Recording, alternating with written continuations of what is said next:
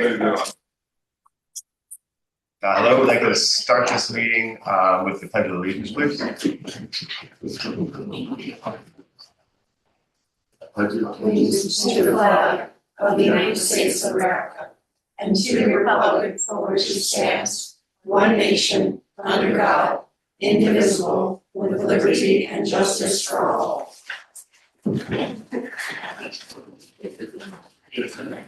First, brief, I guess, clerical note.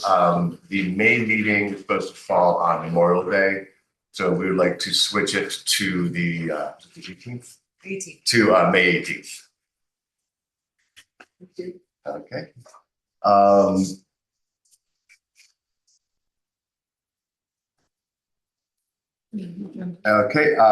We have two open public hearings first. The first one is for the Winnie Trust at 31 Hedges Lane. We'd like to invite any public comments, if there are any. Oh, sorry, presentation. We can skip right there. Okay.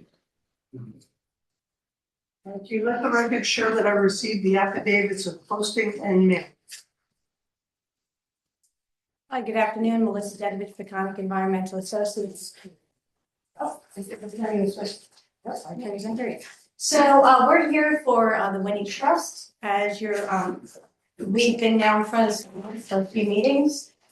My understanding is we have one letter of support at this time. We're here with the architect, Tim Haynes, and his associates, as well as Melissa Rivas from Hollander Associates. We're really here to address any questions you have at this point. The one thing I will say is we've made a couple changes to the plan based on comments from the board, including changes to the screen porch curved windows, which are now a natural finish, the width of the central panel of each of the double hung stacked windows, type from the board's request, and the skylights were originally shown for the new board structure have been removed. I'd like to bring it out to Tim to go over and give you a quick review of the project.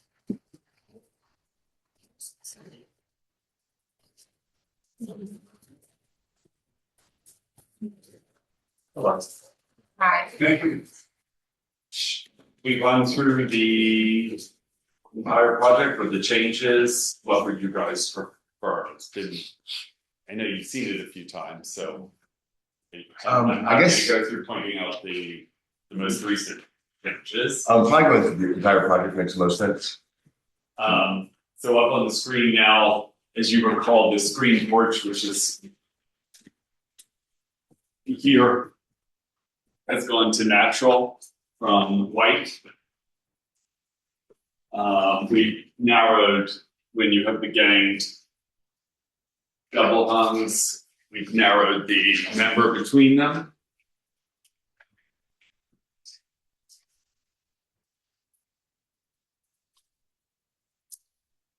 I think everyone saw the back elevation of the existing terrace house last time. Oh, the skylights, yes. Sorry, thank you. And keep going, please. Right there. Yeah, here. The skylights have gone away. Everything else is as we've been our last iteration. If you want, we can walk through the entire rendering project. Maybe through all the renderings, Yeah. just to. I guess it wouldn't make sense with public parking. Yeah, to speed things up on the tail end. Yeah. Okay, so this is from SAG Main, where we are restoring everything that's there. We've restored, as it were, what was filled in, so it's now a wraparound porch again. Removing the plate glass windows that were filled in at one point. Going to the next, then from Hedges, then the original section, and then our addition onto the east end of it, retaining the sort of charming side entry that exists now. Here you see it also from hedges, but now you see the carriage house, which is being restored in its entirety, just the way it stands today. Looking from the south side, again, the existing and the new addition on the right. And looking from the east backwards, this is sort of where the new addition is, and a new gable added. The full house structure, which is the relocation of the existing cottage, reduced in size, and the new elevations of it.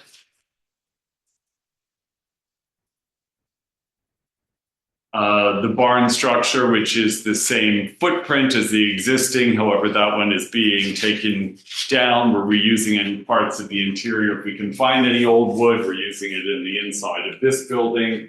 And then a new barn in its same footprint as the original building that was there.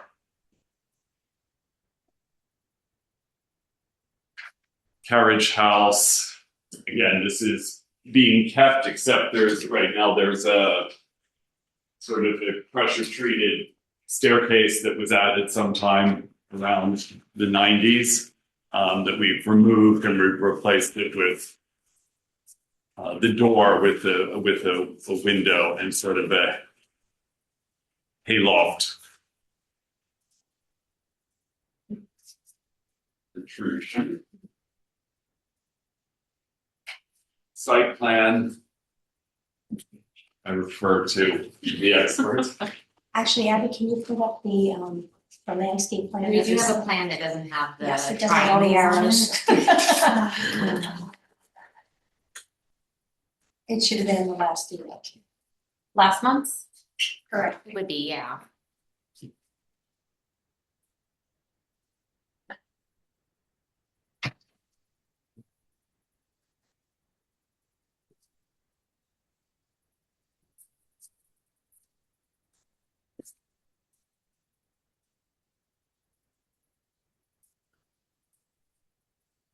Yes. Okay.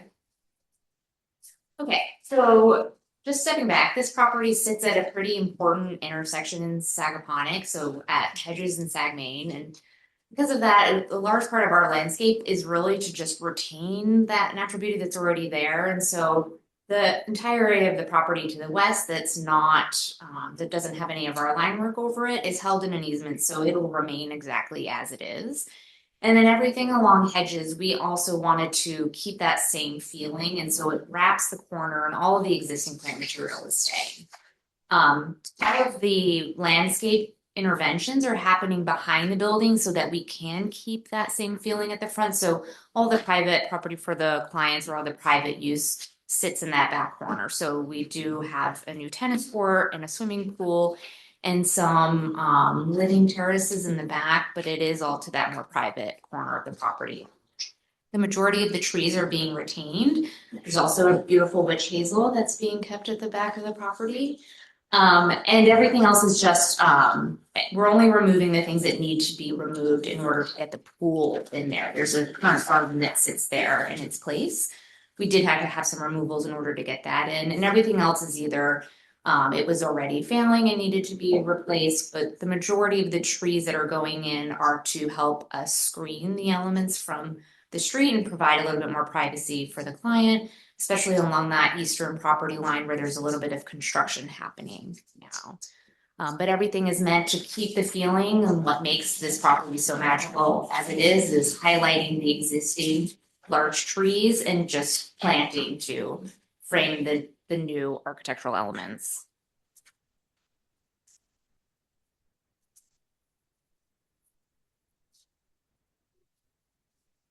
Great.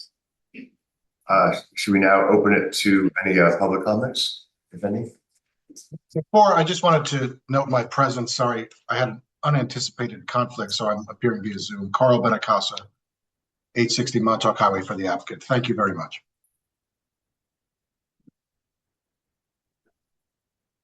Okay, no comments. Any board comments or? Nope. Well, thanks for the presentation. We're going to keep it open one more time as we go through the newest iteration of the plans. But thanks very I much. think you've done a beautiful job.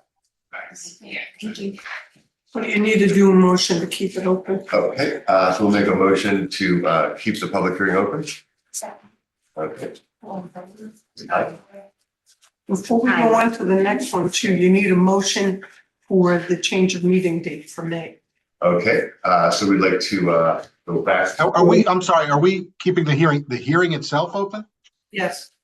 Would it be possible, it didn't seem like there were any comments, would it be possible to close the hearing and adjourn for a decision? Not at this point. We'd like to see the next presentation, make sure there's no changes. So what the board has been what the public has been presented with is a final iteration. Okay, But the track seems to be going very well. very good. Thank you very much. One last question, do we have to stay for the next, it's on again in the agenda. You don't have to say. No. Okay. Thank you. So now make a motion to change the May meeting to May 18th. Second. Okay, all in favor? Hi. Thank you. Okay. April is still the 20th. Yes. 27. 27. 27? The 4th, 27. 27. Okay. On to continuation of the public hearing for 490 Sagaponic LLC, 490 Sag Main Street. Thank you.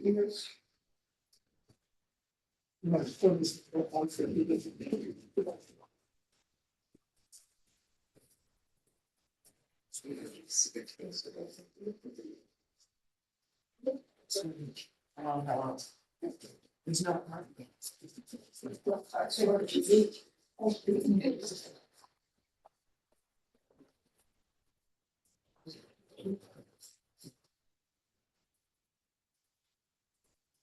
Hi. Nilay Oza for Oza Studio Architects. I just wanted to clarify procedurally, are we looking at the new design and then we're having public comments? How? Yes. Okay, got it. All right. So we've done this a few times. So we'll start with the street facing facade and focus on your comments in the March 2nd hearing. Rather than focusing on what was said at specific hearings and why, we took the sentiments expressed in all comments, both public and from you. We took those into account and revisited the design with a fresh set of eyes. And if it's possible to back up, I think there are two views in this. Abby? Let's say zoom out. Zoom out, yeah. You just zoom out. Yeah, the reason we want to show it to you this way is that we essentially radically reimagined the street-facing view of the house. Our current proposal is on top, and what you saw in the prior submission is at the bottom. The inspiration for this redesign, in fact, comes from the historic Sea Breeze Inn situated in front of this house on the street side. The Sea Breeze Inn features two distinct separate masses joined by a lower connecting element. It is the same strategy we employ to reduce the massing here. Page 3, please. This shows the views without the foliage and the nighttime view. Page 4, please. Back.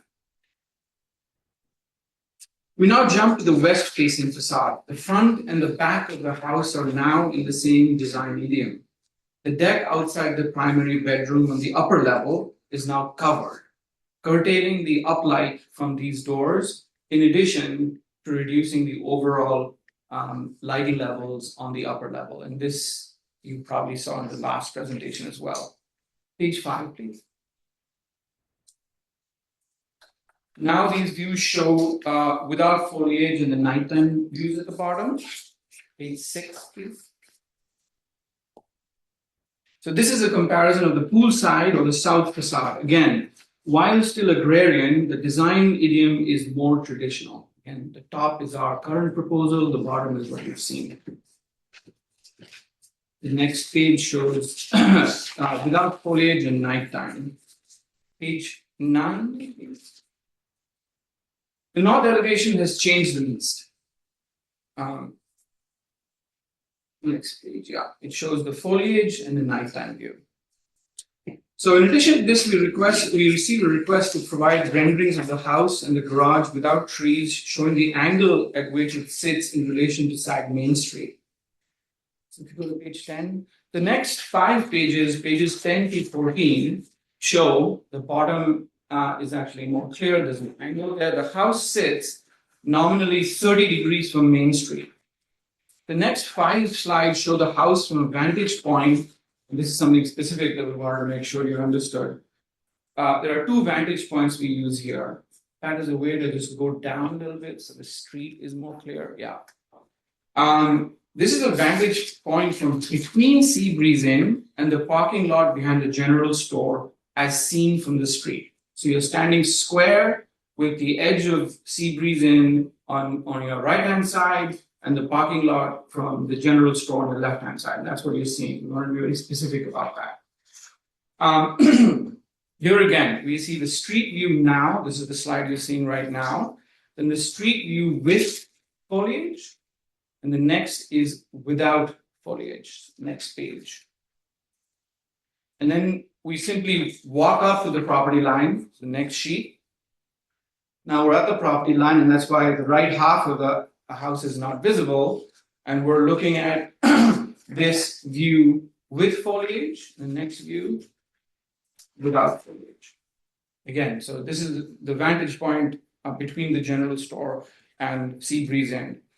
And the next set of 5 slides now are from a vantage point in the middle of the house as seen from the street.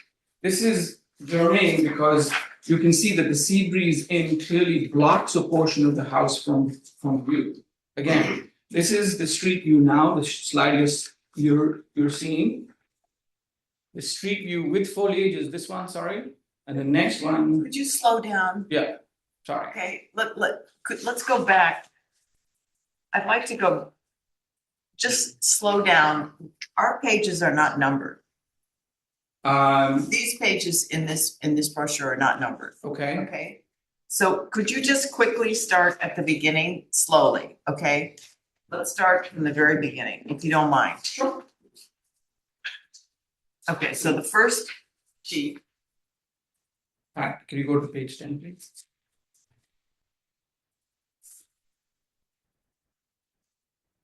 Starting here. Page 10, please. Page 10. Which portion do you want to see? We'll be coming back to the main design. This is just a specific request that the board As made. I said, our pages are not numbered. So, let's see. You want to go to the site plan, okay?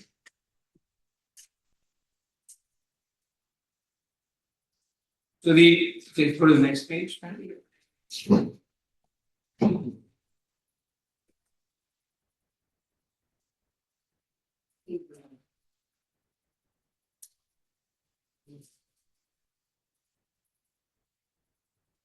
This is an issue we've covered in the past, so that's why I apologize for the reason I'm going fast.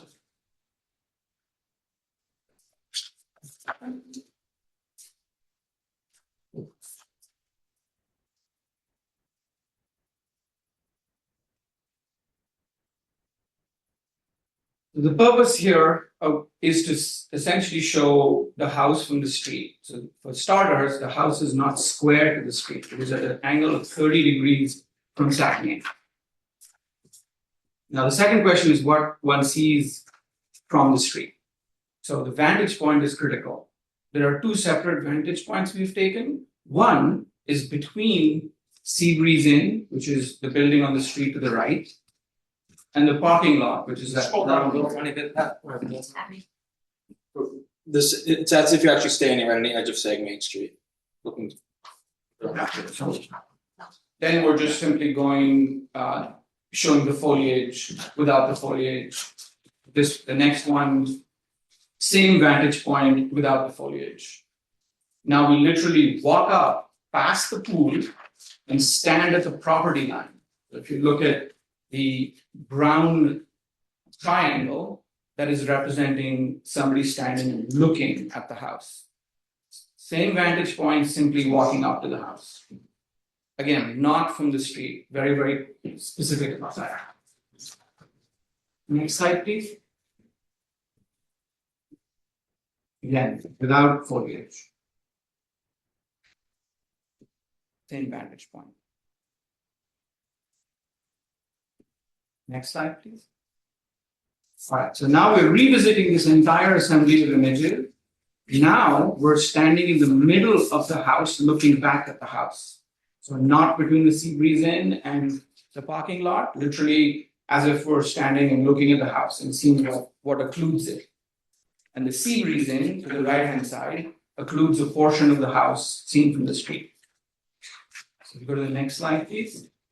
This is the view from the street looking at the house, but you can't see most of it because the sea breeze inn blocks it. Next slide is without foliage, same vantage point. You see the house in the back. Now again, we walk up to the property line. Next slide, please. Now we're standing at the property line looking at the house. Sea breeze inn, Sag Main, all of that is behind us by about 300 feet. Next slide is without foliage. Next slide, please. Okay, so these are the plans. Before we go in here, I'd like to revert to the design of the house itself. So if you go to page 2, if you don't mind.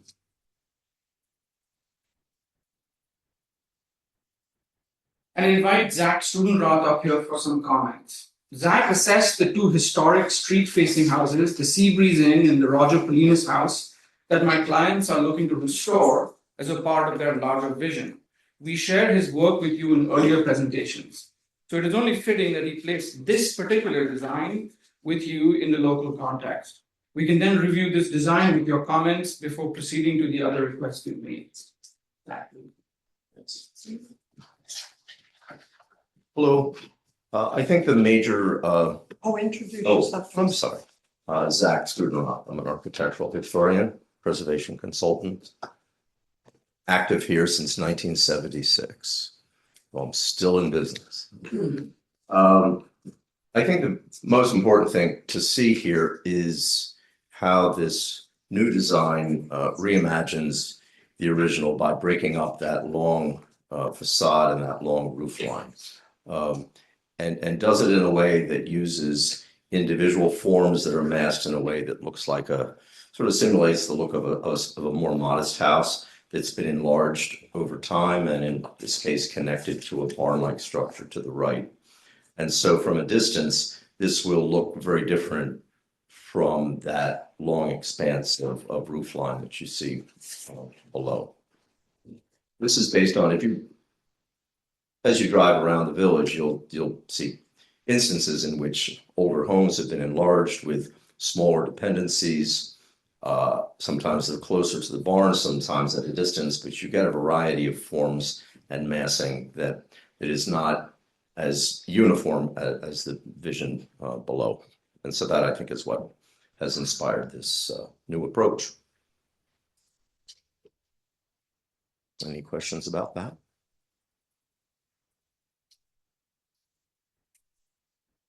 Do you feel that the windows in the barn in the center area are in the strict sort of traditional vernacular, or are they more interpretive? They're more interpretive, but as your code and all the codes out here read, you're not looking for a new structure to look old, right? I believe. You're looking for harmonious architectural forms that blend into the general existing landscape. And in this case, we've got a house form to the left that appears to be a 2-story, 3-bay farmhouse with a little porch coming off the front. Now it has a shed attached to the right. And then the larger structure to the right, the barn-like building, of course, it's not a barn anymore because it wouldn't have any fenestration probably on the side at all, but it's adapted from that general rectangular shape.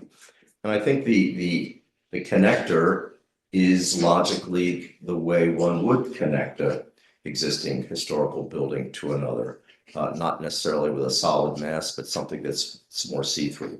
So it looks new-ish, contemporary, but the overall impact is one of a variety of forms and massing and roof lines heading in opposing directions. So you don't have a uniformity of that we had to begin with.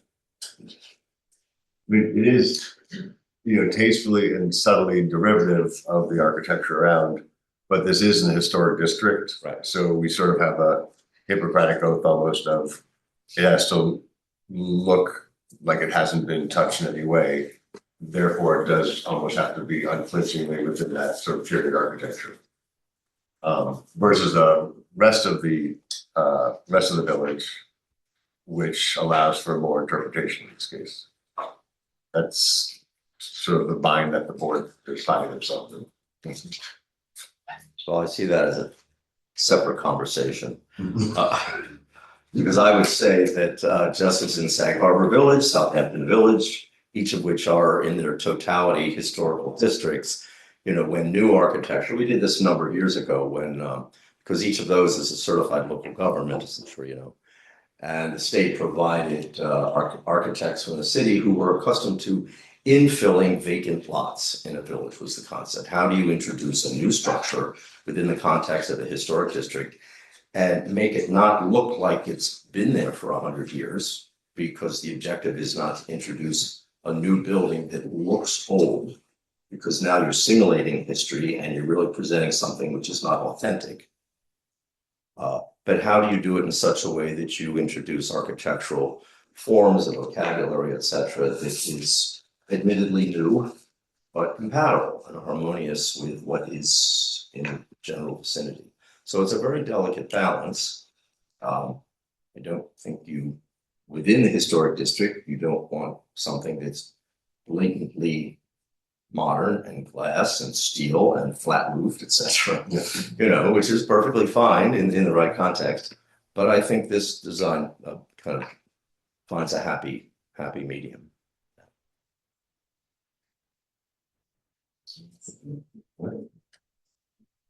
Yeah, I mean, it's I understand, and particularly in a very preservationist standpoint, where you are sort of restoring old houses, then have a glass structure sort of unobtrusively combining them allows the historical nature of the structure to keep going there. But given that these are two historic looking structures, it's sort of the cart before the horse type of thing. I wonder if putting the center glass structure in more of the still diminutive to the main structures, but maybe with a pitched roof or even dormers, just putting it back in that sort of unobtrusive historical context that the village and board seems to be clamoring for. Well, that's something that our very capable architects could probably tackle. Sure, I can do the best. Thank you, Zach. Please stay around. And again, I'm loath to suggest things that might not solve, that might just solve for me or might.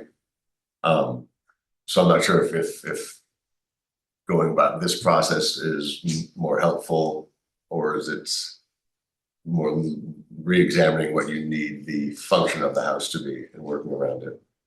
I have a question. Those double height windows on the second floor of the building on the right, is that for a giant? That's a stairwell. That's a stairwell. Yeah. Okay, so they make it look more modern to have those big double height spaces. I mean, if double height windows, if you could divide somehow, put them in two, that would. all of that is possible. You know what I'm saying. My question though is, this is a fairly radical change to the street facing side. And I think there's been a lot of conversation about how the ag facing side, in fact, the terminology used was the ag facing side appears to be the front and the street facing side, quote unquote, appears to be the back in the past. Contest that, but I've taken that at face value and literally reimagine this street facing side in the same language that the board has accepted in the past for the other views, the north side, the ag side. Now, the specific issue about the roof in the middle. Again, the Seabreeze Inn literally has the same arrangement of the two shapes connected by effectively a flat roof. You don't see the ridge of that roof. It's pitched because it needs to for drainage purposes, but it is based on an instance which exists 200 feet from this closer to the street. So sure, we can make that into a pitched roof to extend it and connect it. If there's a question of the quantity of glazing on the bridge, again, it literally is on the same on the other side. Happy to do all of that. We just want to know that this is in a direction that is heading to a place where the board and the public is comfortable. As one member of the board, I think that if it were pitched roof, it was maybe with dormer windows, maybe double hung, really, again, within the traditional vernacular. And the windows in the barn were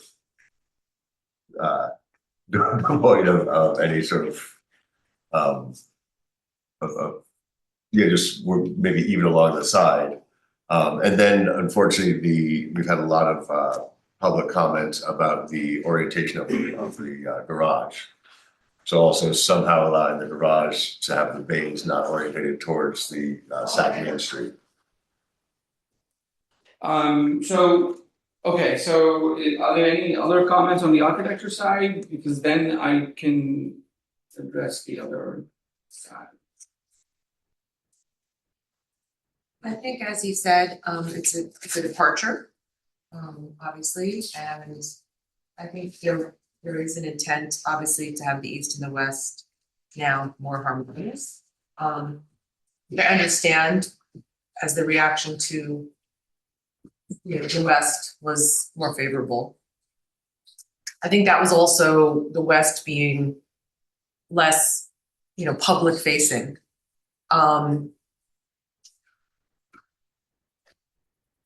And I appreciate the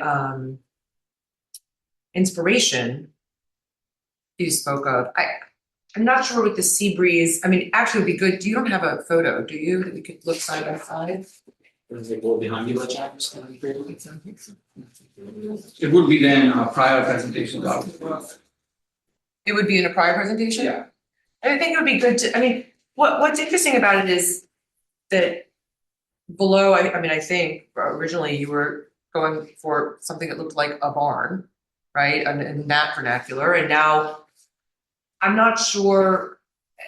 I appreciate the historic references. So is that what you're trying to go for? Forget about the sea breeze for a minute. And that is that it's almost two residential structures that look like, have a more historic feel. Yeah. Between a barn and an outbuilding. And the center.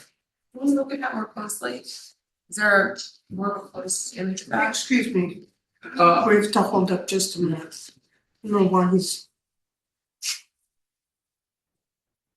need our counsel here for this, so I apologize. We can, in the meantime, go to the ag side.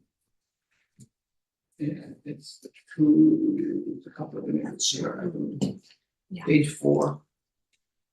Yeah. So.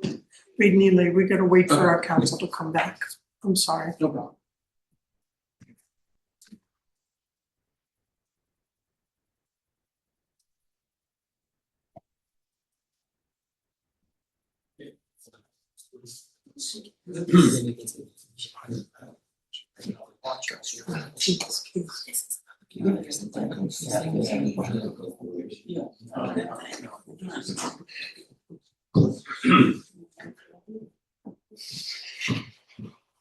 Sorry.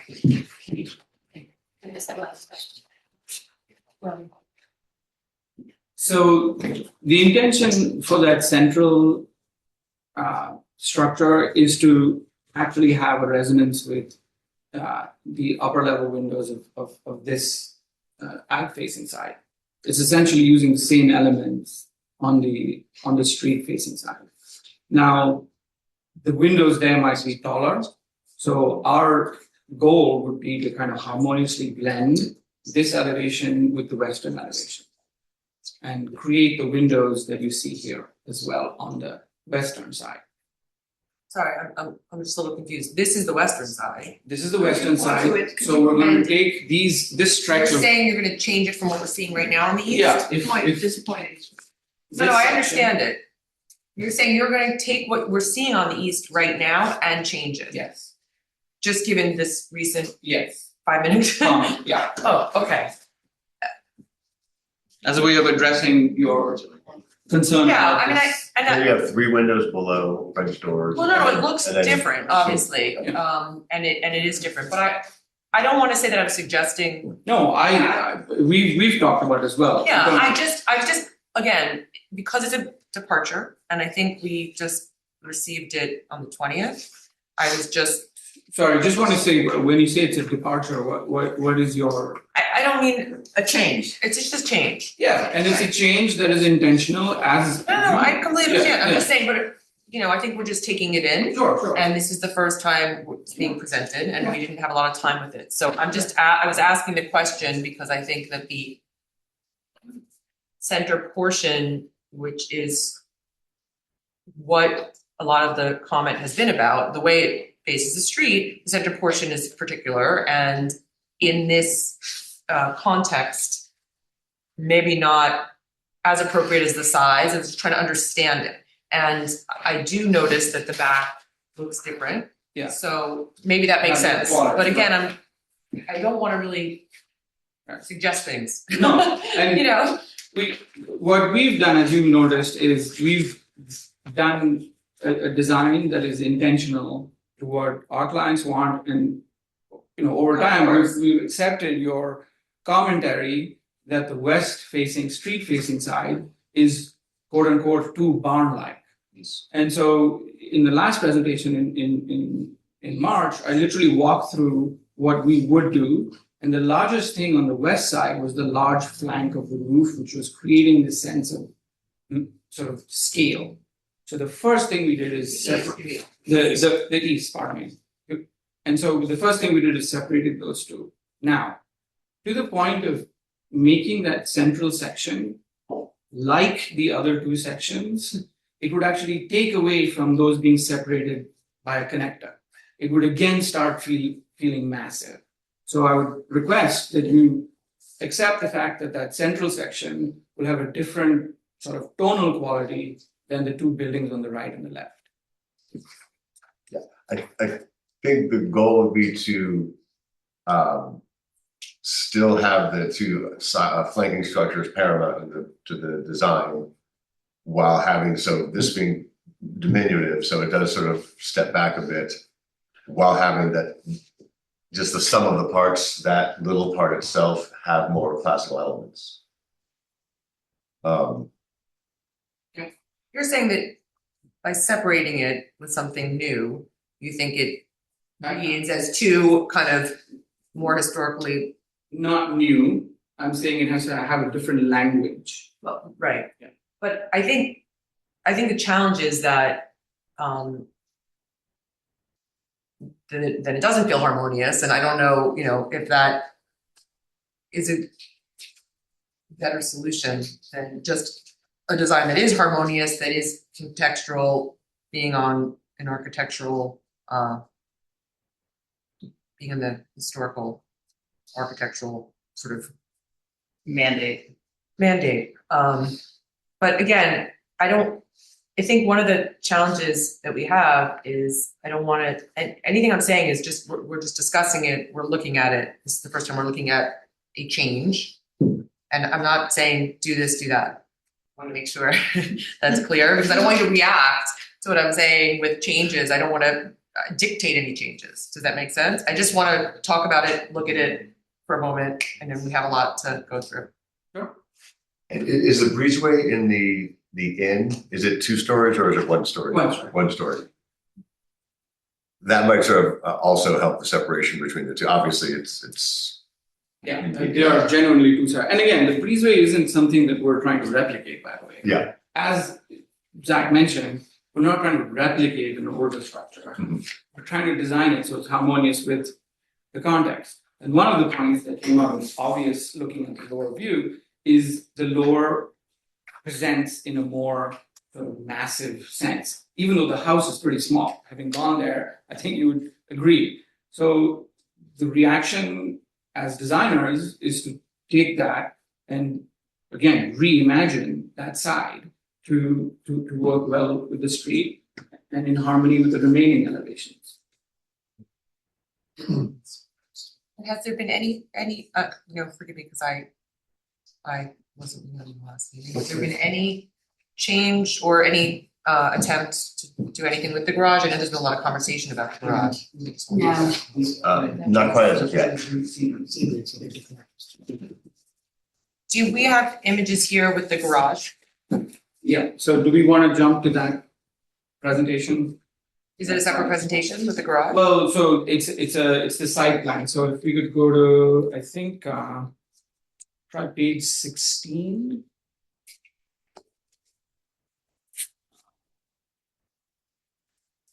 Yeah, that one. Now, I just want to situate where we are. We're at the property line, as you can see. This is not at the street.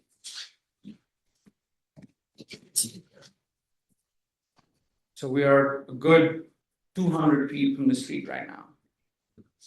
And we're looking at the sort of the main girth of the house. And I think it's probably a good time to point out, this is the parking lot.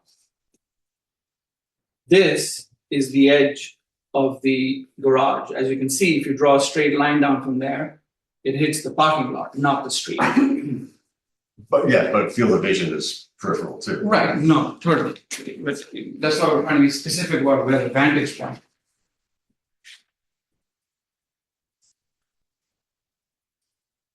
Well, Would reorientating the garage to the other side of the driveway also help to block the parking, your view of the parking from the side door?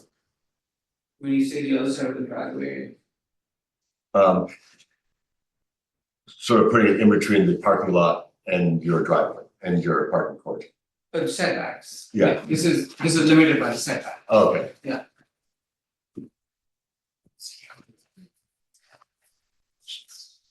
so this is. Yes.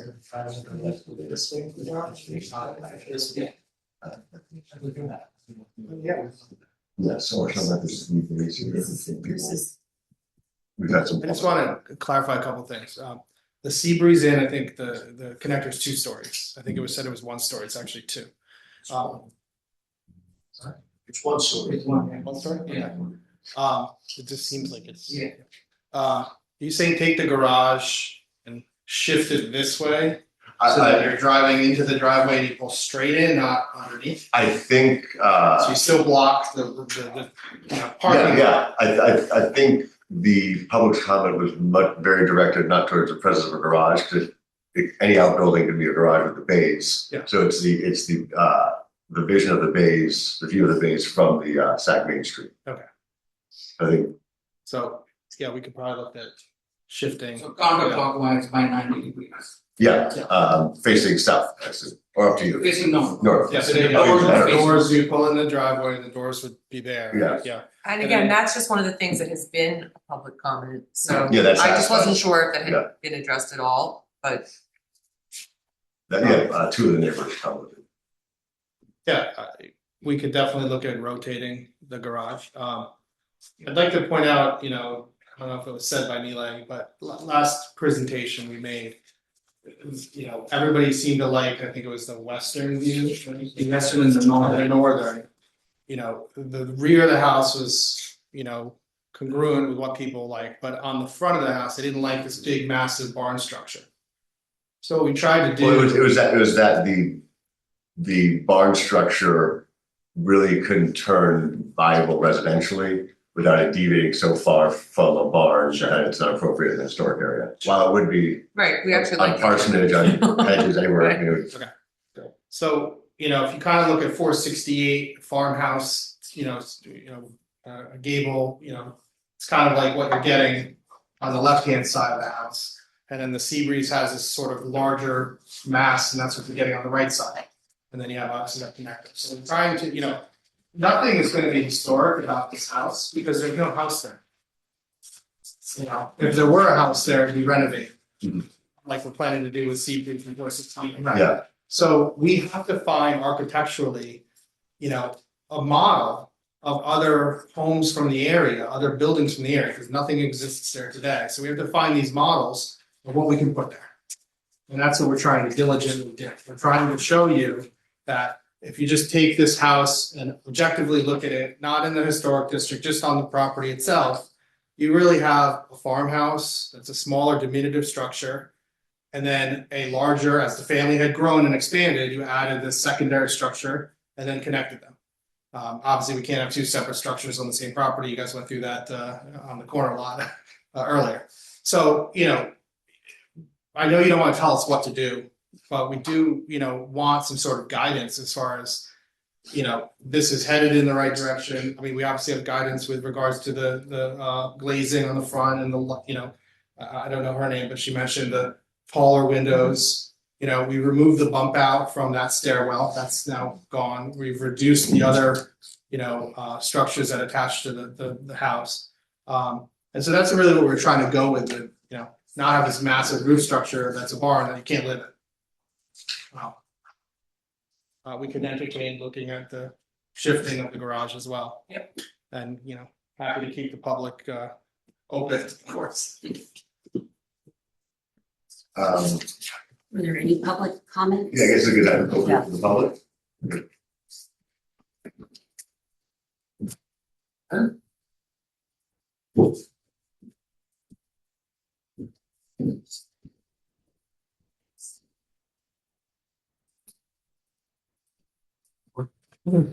Don Henry Weisberg, I live at 521 Sag Main.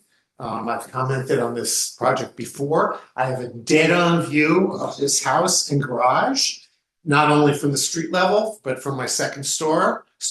So all those pictures where it's obscured by the fence are not relevant to me.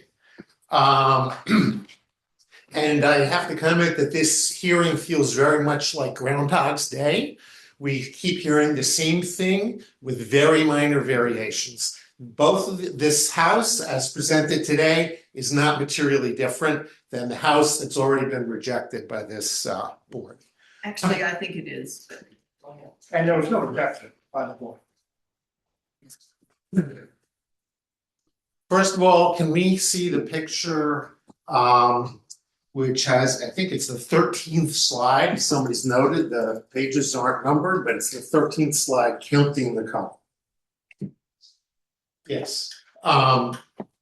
This is the view. So just directing our attention to the garage, and I understand there may have been some concessions today. I'm not sure whether we can rely on them, but there have been concessions. This is the view from my house. The garage is not behind the general store, as the owner had suggested at a previous hearing, but right street facing. And in fact, it's an extremely prominent feature. If you look at the whole line of facade, it's about 25% of the entire structure. As established at prior hearings, there's no, in the historic portion of Sag Main, there's no other house that has a street facing garage like this. Right next door. Please don't interrupt me. You can come back and you can say whatever you want, but let me finish. There is, and I introduced pictures at the last hearing, so we can go look at those. But there's nothing comparable to this. That garages are behind the house, not in front of the house. This garage is the closest thing, the closest structure to the street. And from my perspective, that's unacceptable. It is, I think it should be moved elsewhere on the property. Perhaps as a compromise, if it's rotated 90 degrees and we see the gable end and not the doors, which will be open. And we'll see this, cavernous 3-car garage from the street, very unattractive. So I completely object to this proposal. And if there's been a change, I'd like to see, we all need to see the drawings and the elevations and everything about what the new proposal is going to be.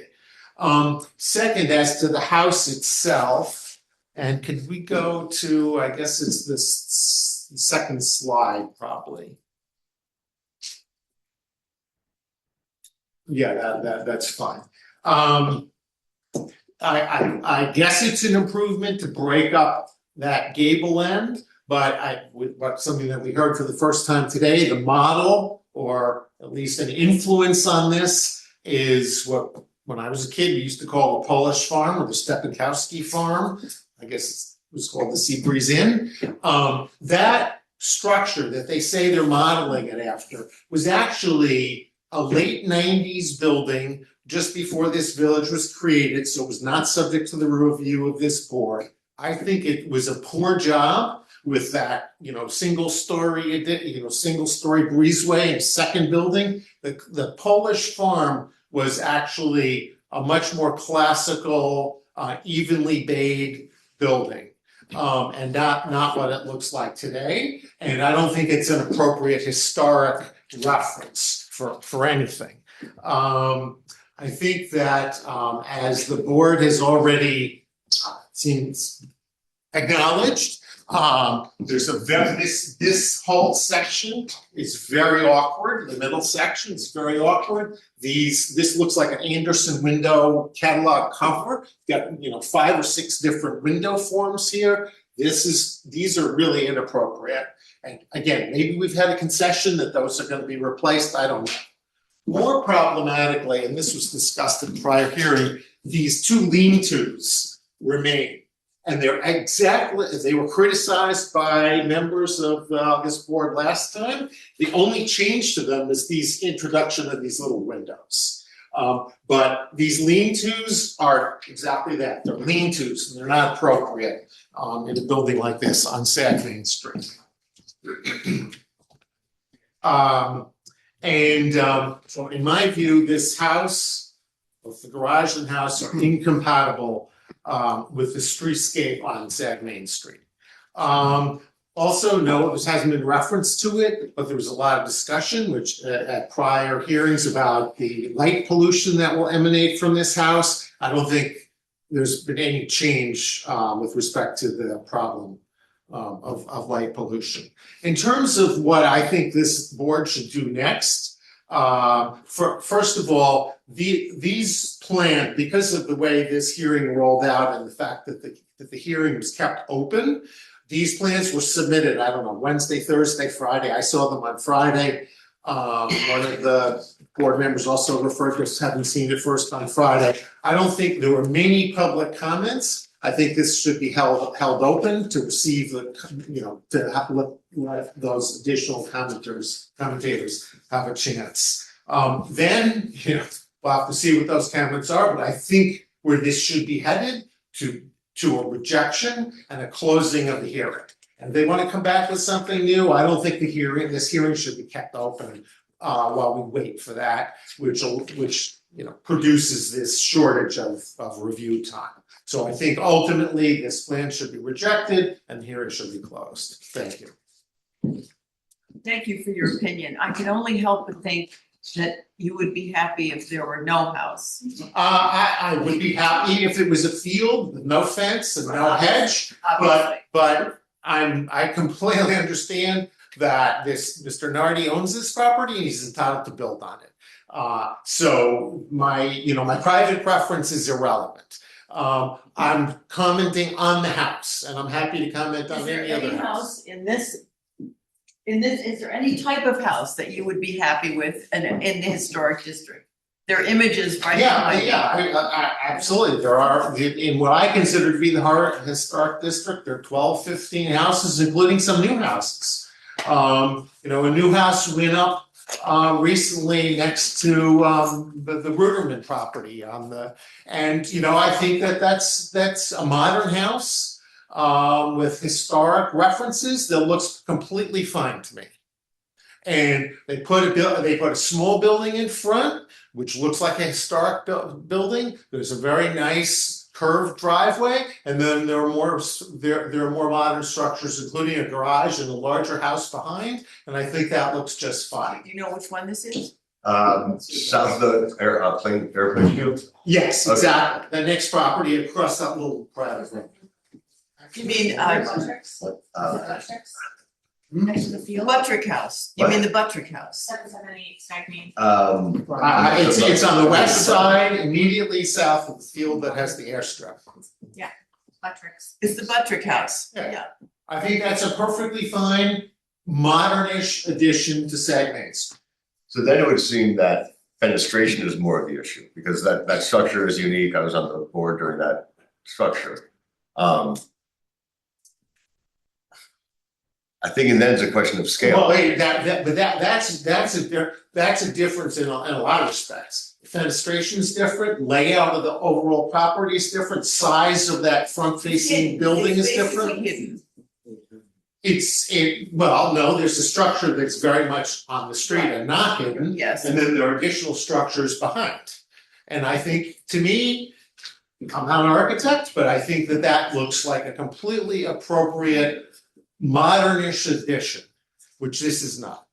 Was the structure that's on the street there? That was original. That was original. If it's original, it was completely. Not history, yeah. Yeah, it was complete. Image of it, yeah. And it was moved. Yeah. There was a little older house there, a little sort of 50th. Yeah, I think that's the office now, right? Yeah. Okay. So I don't accept that there's nothing that would satisfy me. Thank you. Yeah, but referencing that house gives me some encouragement of this design, I'll be honest. Well, also, if one were to talk about how historic structures are front facing on the street, this entire project is not just limited to this property. There are 2 historic structures that are being renovated, including an entire street face that's being renovated so that we have more public access. It just happens to be its own property because we have to discuss the house. But in front of this house, there are 2 structures that are being renovated to their pristine condition, historic condition, by Mr. Norton.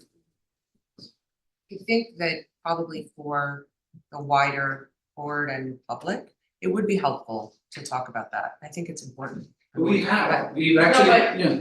I know, and I don't want to be the one to have you belaboring anything, because I understand your this is very challenging. You have the right to, this is a community, we want everyone to be a part of a community. We want you to be able to do something that works. But I do think that maybe bringing that back is important to talk about too, because it is part of the whole, I don't know if I'm allowed to say that, but it's part of the whole entire. Well, it should be considered, it's not for this particular project, but it should be considered in the totality of, we own all those properties, right?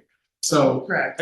I think some of It the. is seen by the public. Completely. Our original, intent, obviously, was to open up the field and have you drive down and have these open, vistas so you can actually see things.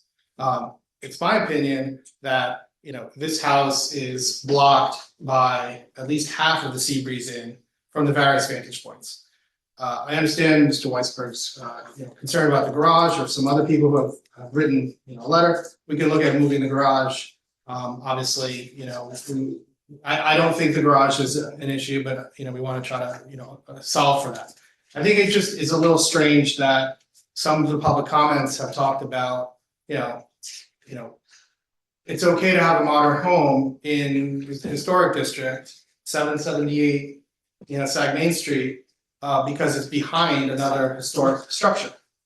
I mean, we're 350 feet off the property. We are a flag lot. Flag lots were particularly disclaimed in the historic district document. It literally says flag lots are disclaimed for this purpose. And, you know, we have another historic structure in front. I think our initial submission in May was completely way too modern. We've already, you know, stipulated to that.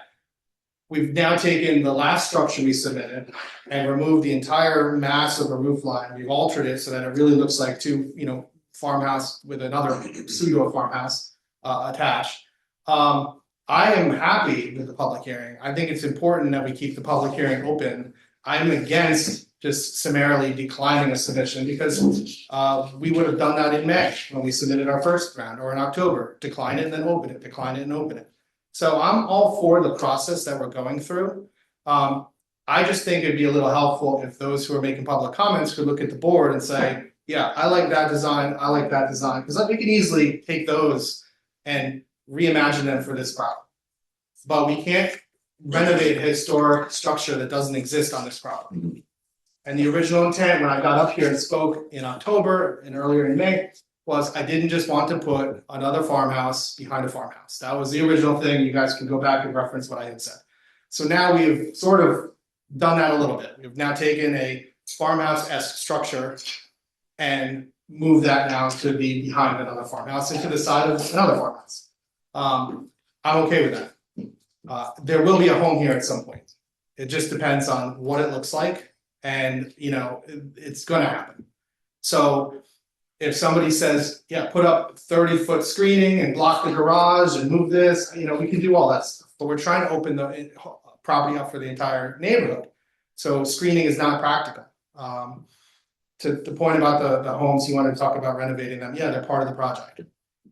So we'd love to, you know, have these conversations whenever they're appropriate. My suggestion is just that maybe, I'm not saying we're there yet, but on the next, keeping the hearing open on the next submission, if some of the changes that were discussed today are going to be implemented, it might be, because this has taken time and public comment is varied, I think it would be helpful to just maybe see, you know, the entirety of the project with the next round of changes. Sure. That's what I'm saying. So, you know what I mean? From here, you know, I would like to keep the public hearing open if it's amenable to the board. I don't make those decisions. That's yours. We will update our design. We will resubmit the design with the public comments that are made today, as well as some of your board's comments as well. I just want to be specific that even though we will show other properties on the map, including a barn, including sea breeze, we have updated renderings for all the properties. They're not part of this decision. And I don't want there to be this assumption that there's going to be bulldozers here for 2 years and 3 years, like doing this all at the same time. We're doing a house, and then we have plans to renovate the other two. We have a barn project, so you know. So I don't know. This is So okay. we show the overall public comments, yeah? Oh, no, we're just letting him finish that. I know you guys. So there's still people making public comments. Yeah, this is still open here. Yeah. So I just was giving a little bit of a rebuttal. So yeah, we can definitely do that. And put them on a map and show what they would look like. You can show street views as well for the board. I think that might be helpful. And the public, yeah. But I'm all for the public hearing. I love the comments. I think they've helped us guide this process along the way. So. Well, you got some more. Sorry. Please. I'd like to welcome anyone else to speak. Great, I'd love to speak. Please. Please, Okay, sorry. thank you.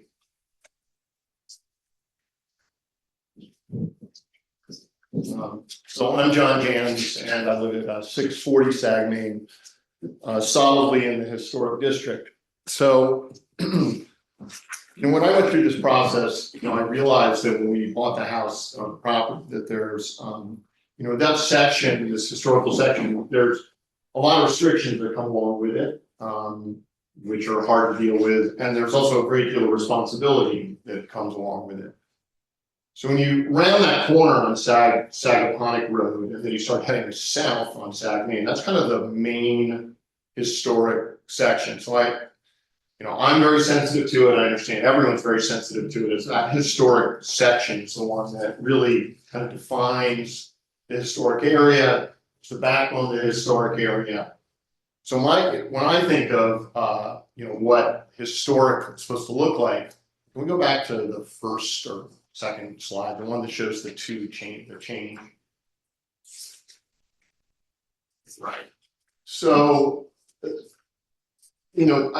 neither one of these structures to me, when I look at these, we just kind of take away all the changes.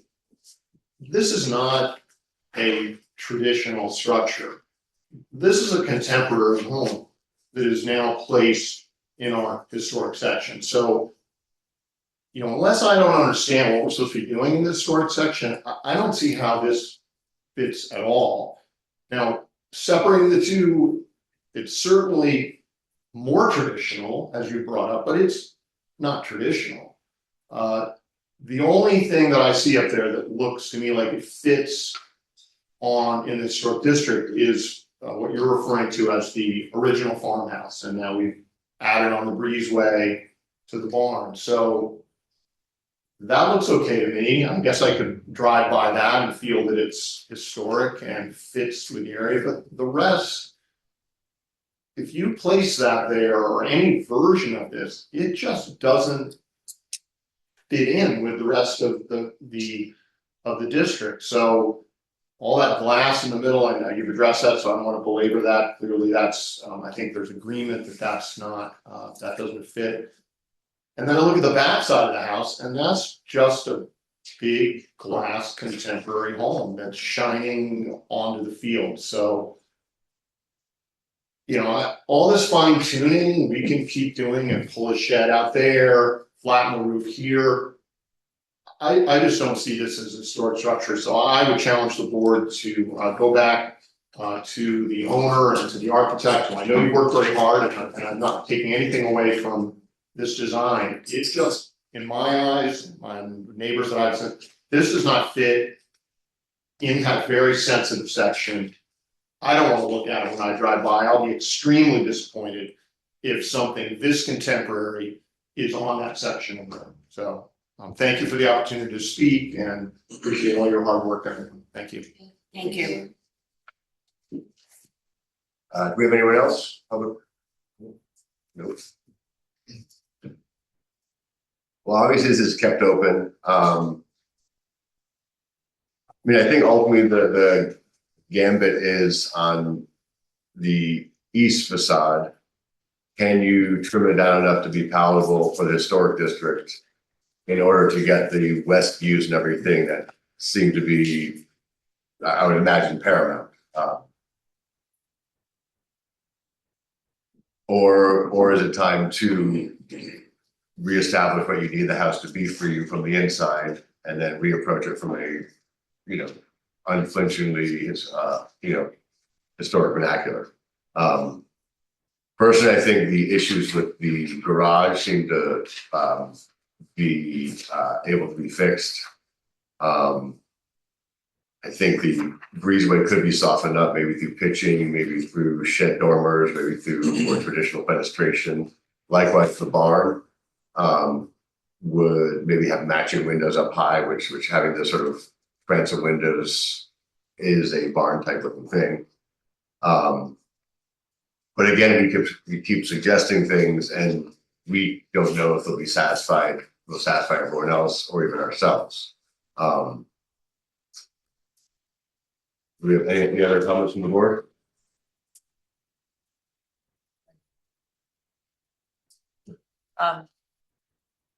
So I just want to thank the applicant. I know there's been a lot of work here. I think, to echo what Tony said, I think the challenge is that Sagaponack has a historic and an agricultural DNA. And I think you're prime historic, right, street facing and section.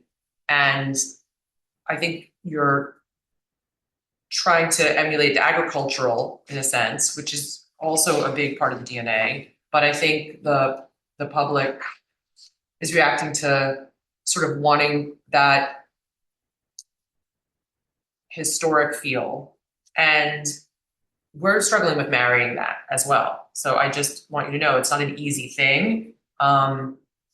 And I actually suggested looking at the other work you're doing around the property and the renovation, because I think it would be helpful to see that you're preserving that. For everyone to be reminded and to see how it all fits together. And I know, I don't want to do anything to hurt, the purity of the application, but I think that it might just help in the next round, as I had said before. So that's, just wanted to end with that. I'll be brief. Absolutely. I think that's a good idea to kind of bring that around. I feel, as you mentioned, that there is a agrarian aspect to Sagapon and a more traditional one, both of which are validly historical. I feel there's a sense among the public comment where what is acceptable is only traditional. And we should just cut to the chase if that's what is happening here. Because we've been 100% clear right from day one that our intention is to be off the field in a historical manner. And I believe personally we're much closer than we were back then, with the same DNA. But what is being asked for us in the public commentary is blatantly traditional. Only a traditional house is going to be acceptable. Because then we're changing the goalpost, and then we need to just know what to do. The Buttrick House is not traditional. Are you familiar with that house? Yes, ma'am. But in But that today's might- comments, yeah. it's always been about a traditional home. Give me We're some- trying to satisfy the public. Let's just cut to the chase. I think what the public is coming up with is that the level of deviation from a traditional barn needed to make it residential becomes too much away from the agrarian aspect of it. I But feel, not historic. That's the yeah, challenge. I just want to, right? yeah. For the example, the house that you had mentioned by the airfield or whatever, The Buttrick House. the Buttrick House.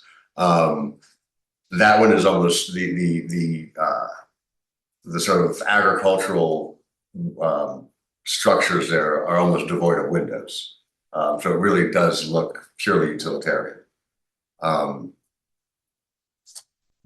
I'm not sure the public was reacting well to that. Like that wasn't, right, I the think fully agrarian and It sort will of. not, yeah. Right, so I just wanna know what will in the larger context and just do right by everybody. I think we should come back. Yeah, I think we'll keep this open.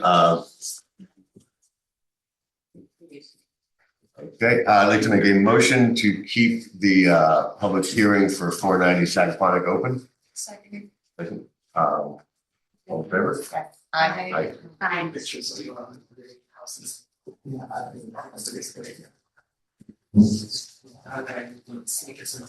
Now I'd like to make the motion to approve the minutes from the February 2nd and March 2nd meetings. There's no minutes for the March 2nd, yes, but you're only approving it for February. Okay, I'll then make a motion to approve the minutes for the February 2nd meeting. Second. All those in favor? Aye.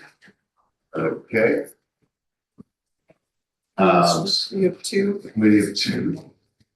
Bobby Finner. You're gonna just read those all. Okay, committee of two has Del approved has approved the installation of the driveway gates at 16 Fairfield Pond Lane, the demolition of a two-story single-family building on 112 Farm Court, and the construction of a pergola in 16 Old Farm Lane.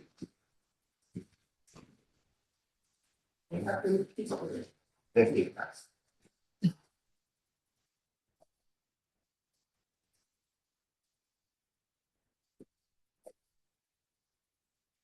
That's what I'm doing today. Got out of the ropes. You guys, what you want to say? Joshua Rosenzweig, principal at APDA Architects, here on behalf of the Chowbys at 99 Farmview Drive. It's been a great journey with the board, and we've certainly made a lot of progress together, I think, over 5 sessions. I think it's been nothing but an evolution of this house, creating a more gentle aesthetic, something with a more synergy as the overtone of all the things that we get to. At the last meeting, we really, I think that the board and both from the perspective of the design, we found common ground, and I think it was one more little effort to potentially remove or reduce some glass, just as a final effort. But also, there was some talk about the actual connection between the main wing and the stair area. And I have a new model for everybody too that we made, in case you'd like to pass it around, we can do that as well. But one of the most important things that I think came out of the dialogue was the introduction, and again, this is where we were at the last hearing. If you were to look where we were at the first, it's completely light years different from where we are now. This is where we are today. The introduction of a more fine detailed. Excuse me. Tony, he's asking if we can then go back to Winnie Treff after this. You already left the hearing open and we've moved on from that. You just want to be heard on one. Pardon me? Yeah, we could put that at the end. Okay. Thank you. Sorry about that. No, it's okay. One of, I think, the most important parts that came out of our discussion about the central mass here, which again, as we started, it's certainly retreated from the front and also the rear, but the hierarchy feels a lot more balanced now. We introduced a nice set of panels here, which also reduces the glass, as you know, but creates a nice delineation from really the sense of a second story and a first story, sort of going against the grain of something that would be looked upon as more of a curtain wall. So I thank the board for their comments, because that led us to that. And I think that's a really strong argument for, you know, that final piece to the synergy of the house. We also did a few things, as we said, we would take a really hard look at the glass one more time. Have gone around the building and tightened up every window and door, but little moves like increasing the sill heights of these units to get them from a contiguous visual sill across the front is also a more traditional insight, I think, to that elevation. Also, just going to those numbers again, this to me, the way that the board has judged this architecture has been more about balance than anything else. However, a net result of glass reduction was done, and I just wanted to cite it for the board. As we look here on the rear elevation, where we started with, I won't even get into that number. Well, let's see where we were at the last hearing. We were at 28.5. We're now at 25.7.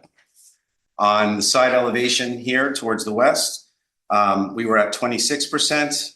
Previous, we were at 17. Now we're at 15. If I come around to the front elevation, to the rear elevation in the back, we started at 44. We then were at 28.5 at the last hearing. Today we're at 25.7.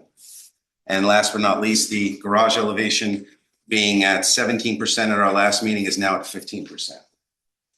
So our last effort essentially to, help create a bridge, so to speak, between the overall material palette and glass. Of course, I can pass this around too. Again, the material palette that the board is very familiar with from our previous presentations of a more silvered out tone. This is not reflective of that by any means, but it does show the house's progress. And if you can go to page 7, please, just to show the exterior elevations. Thank you. Granted, our presentation started very long and they got a little bit more summarized. I didn't know if we wanted to rehash the entire project, but that was really what I wanted to bring to the board's attention today.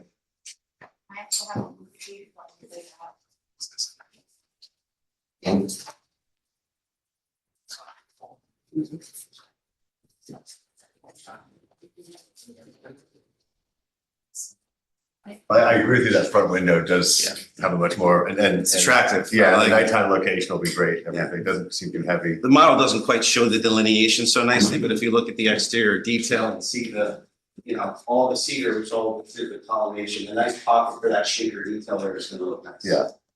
And I think you started off, yes, with a lot of light, but you, from the get-go, made accommodations where most of the light was on the ground floor, most had coverage. The double elevations had pretty deep flanks on either side, limiting Yeah. the peripheral view. Those all came in, and of course, yeah. So not all light totals are the same. So I think it's made a big improvement. Also the collimation, just a small detail, but in the effort of the reduction of all the glass too, seeing how the collimation, I think, amplifying it makes the architecture better. Each one of those columns got 2 inch bigger on all 4 sides. So that also helped reduce the glass, in case anyone was curious how it was done. So I like the columns, they're more proportionate to the building now. Yeah.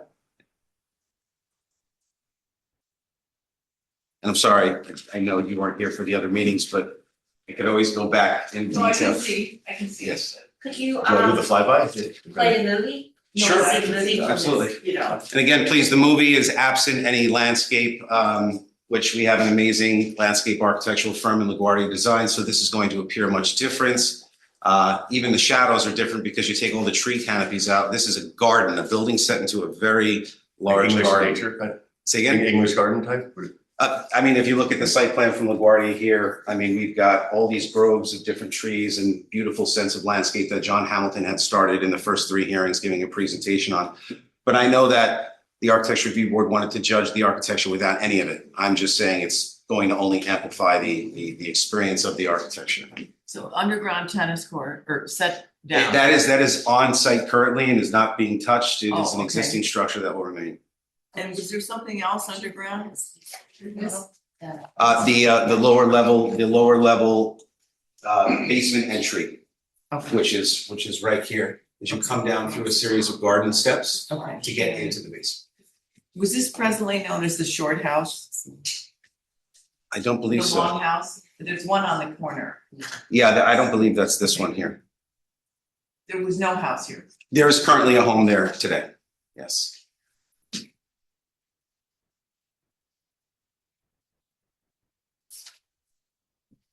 And of course, the UV protective glass for the front and rear elevation of this main structure here, which we have showed the board the last time, is going to also protect the birds as well, which is the newest technology in bird penning.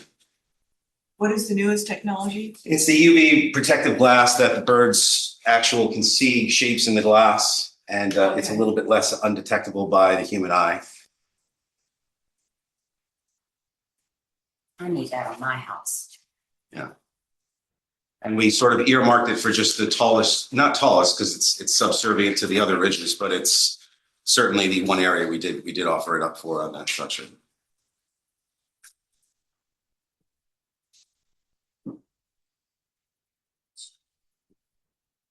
Any other comments from the board? I think the changes you've done are good. It's stucco? There's a series of materials. If we can go to page, let's see here. Page 14, please. It's a combination of materials, including some stucco, but a system that doesn't require control joints. Yeah, that was my question. Yeah, to get to that really more beautiful form work, and it is going to be an off-white color. Again, you see lots of colors here. It wasn't to mean that there's going to be sort of a juxtaposition of different colors. It'll all silver out to this color. This No is control actually joints? no control joints on the stucco facades, no. Which is nice, so that you don't see vertical and horizontal lines. Part of the stow system.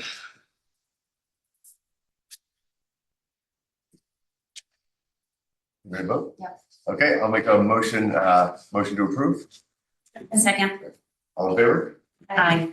Thank you, My everybody. thanks too. Thank you very much. And to the board, I know that you guys were excited about the model. If you want, from the last hearing, if you'd like, or even this one, if you'd like to keep this for examples, by all means, it's up That to would you. be great. That'd be very This helpful. one's Yeah, I would yours. love that. That's yours. Yeah, that's Okay. wonderful. Thank you, everybody. Thank you very much. I'm gonna miss coming here. All right,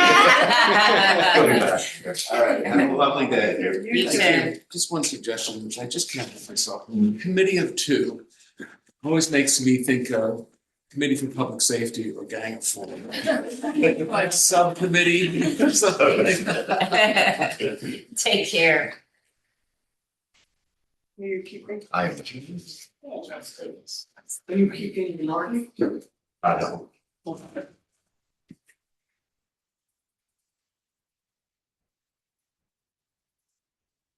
I don't think that already just know.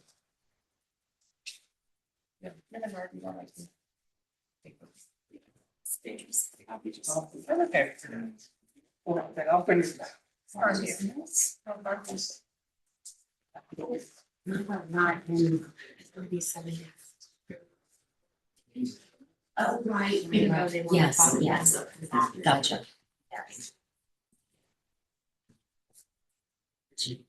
Actually, that's, you don't have it? Oh.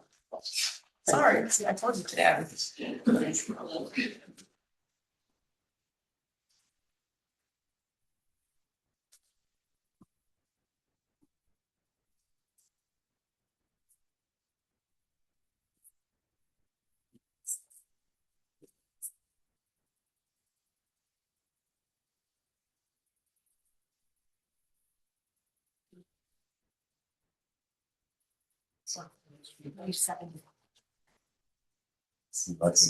No.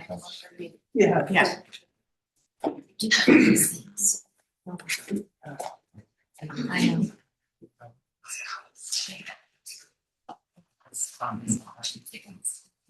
I should have like.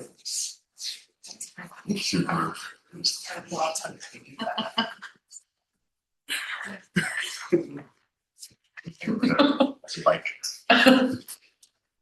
70 Old Farm.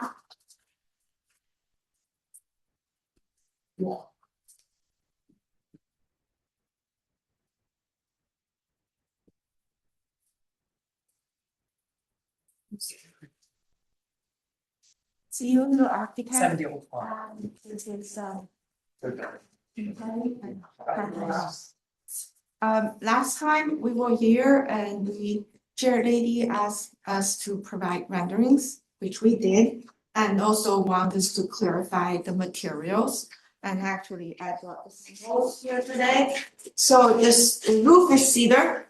The siding is the Montauk gray, which is here. And then the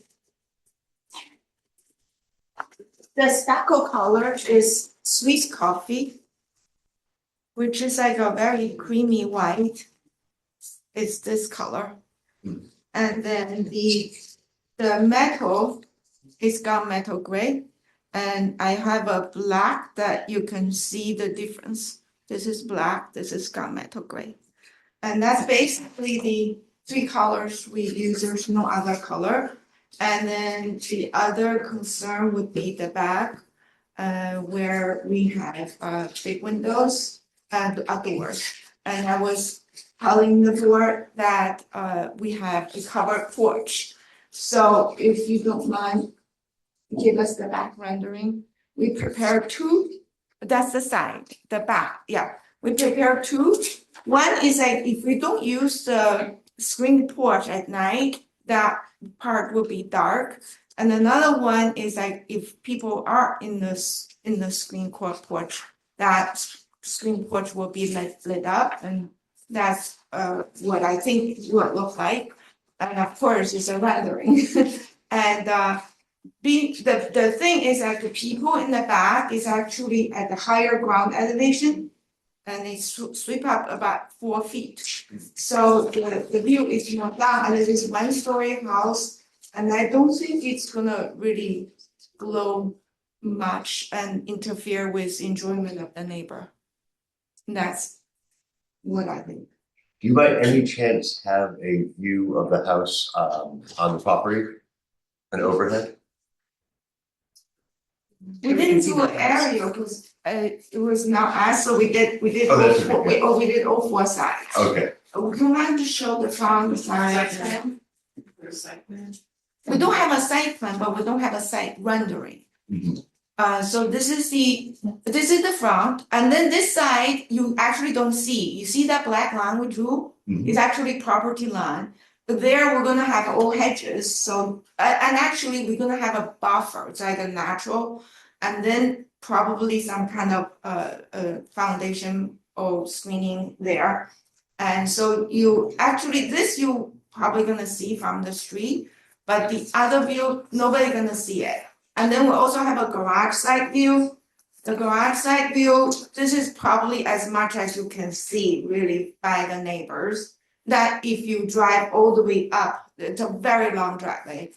And then in the rear, we saw there's 2 renderings of the rear. Would you like to bring up the site? Do I have a search here? I'm pretty sure we have the version. Yeah, I think the first one has site plan. I might have it here.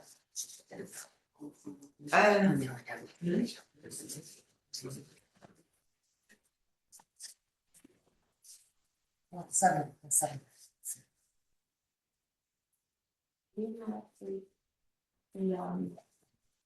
So we need something.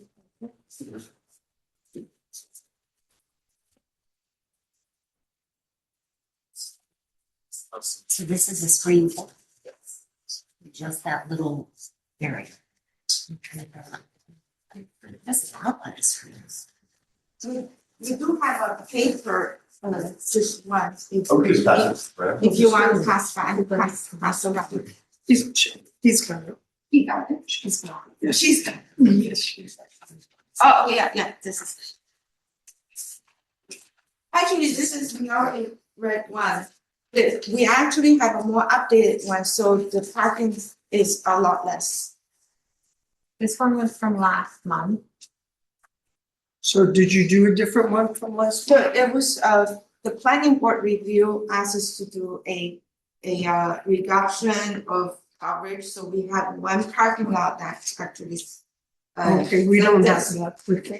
So this is the one, the parking lot looks like that. And this is what the parking looks like now. So the one that that was brought up onto the screen is basically correct. Except the parking is basically 50% off.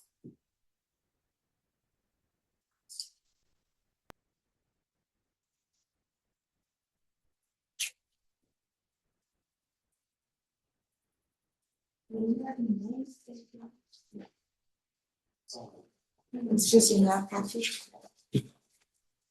I have it. You found it? Yeah. Oh, I just want to see this plan. That's a glass wall.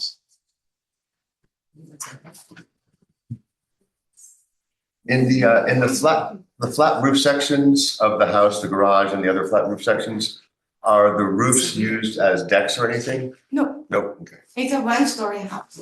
There's no roof. Okay.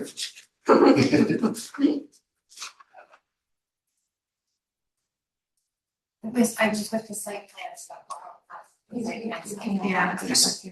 What's the glazing on this? Do we have a glazing report? So this is probably easier to read. This is probably the not clear for the survey. Yeah, we submitted glazing. I don't have it in here. It was on February the 17th. I believe last time you had it. Lucy, could you go over the subject is for elevation? Yes, is it possible to bring up this You didn't page? see that. That's that.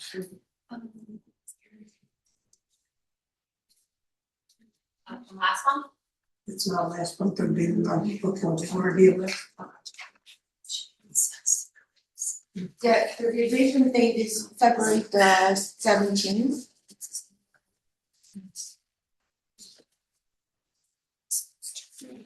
So what's the one from this time last year? What was the number of requests? Just send it to you. One of them were back ratings. Okay, so nothing changed other than just more accurate renderings. Like, Yeah. yeah, This is nothing else, like windows or anything. So this is the light study from the last submission. So you can see it's pretty moderate, except, you know, the rear yard, that's where we have hollow windows. And you can see the percentage glass to wall ratio overall is 24.5%. On the south side, which is the rendering that I told everybody has a black line, that one is 26%. On the north side, it's opposite side is 14%. And then the front is 21%, and the rear is the higher one at 39%. But I'm thinking, you know, because of the swing porch, I should be able to deduct some of the square footage. So I took out on the 1, 2, 3, the fourth column, I took out 50% of the glass area under the porch. Therefore, I got a 31%. So I think overall is 24.5%. Okay, so the back of the house, when you're looking, this view right here, how much what did you say the percentage was? If I don't think, there is under the covered porch, there's no reduction, it's 39%. And then if I say, okay, the glass area under the porch can be reduced by 50%, then I comes to 31%. In this side that we're discussing, I assume it's an open floor plan within the house. Would reducing each sort of bay of glass windows by one pane, so instead of 4, 4, and 4, you had 3, 3, and 3, and possibly look into the transom windows, might reduce it down to a better, more acceptable percentage. To its favor, given the single story place, it's the light pollution doesn't go too high, but we still do have sort of precedences. And anything over 30 is pretty high up there.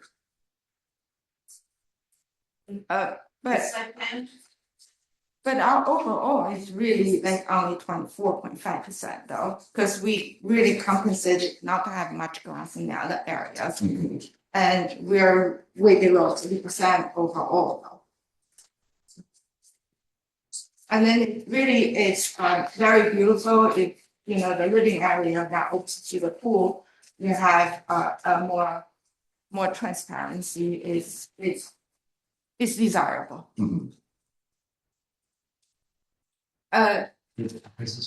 Site plan.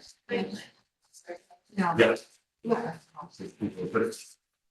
So you look at the site plan is, we have very long driveway goes to the back.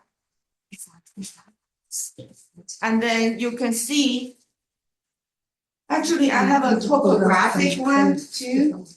Is it possible? That's the one for the planning board? Yeah, this is a topographic, you can see in the back actually goes up. So the north elevation that I'm looking at, I guess this is from a different date.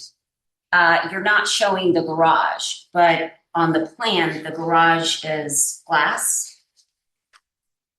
I'm going to do frosted glass, but if needed, we can make it solid. But most of the time it's not on, there's no light coming out, it's a garage.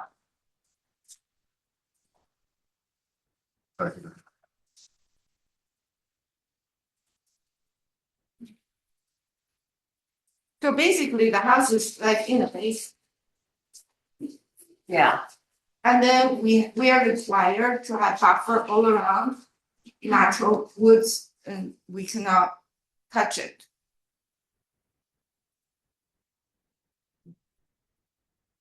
I'm sorry, what? We have landscape buffer around required by the planning board.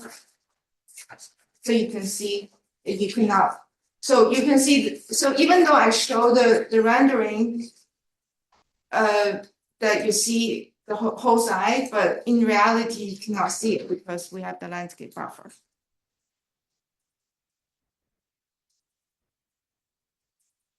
Yeah, this is just to show you, the facade, but along that black line, there'll be woods.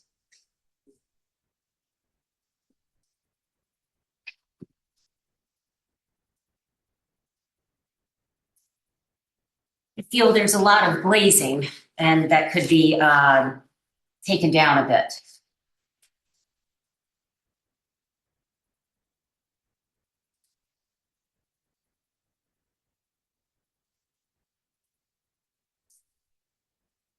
But I think on the side of the pool, Yeah. I think what Tony mentioned, just as a suggestion. I think he highlighted this average of the whole house with, the glass. But I think that on that side, most of that side is all glass. And I think if you could find a way to still have that, beautiful light, but reduce that wall of glass, it would be helpful. Does that make sense? yeah, I'm listening, yes.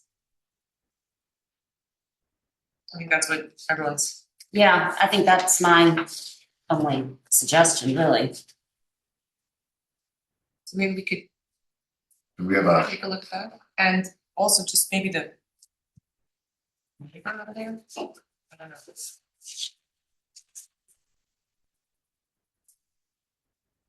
yeah, if you could maybe revisit the glazing on this side, be it the transom, be it reducing the amount of windows or even sliding panels or something. That would be helpful. And then some of us who are still curious can go visit the site to get a real sense of your neighbor's effect. You're really tucked in there, so I know. And also it's only one story. A lot of privacy there. Yeah, there is. There's a lot of privacy. And my overall is only 24.5.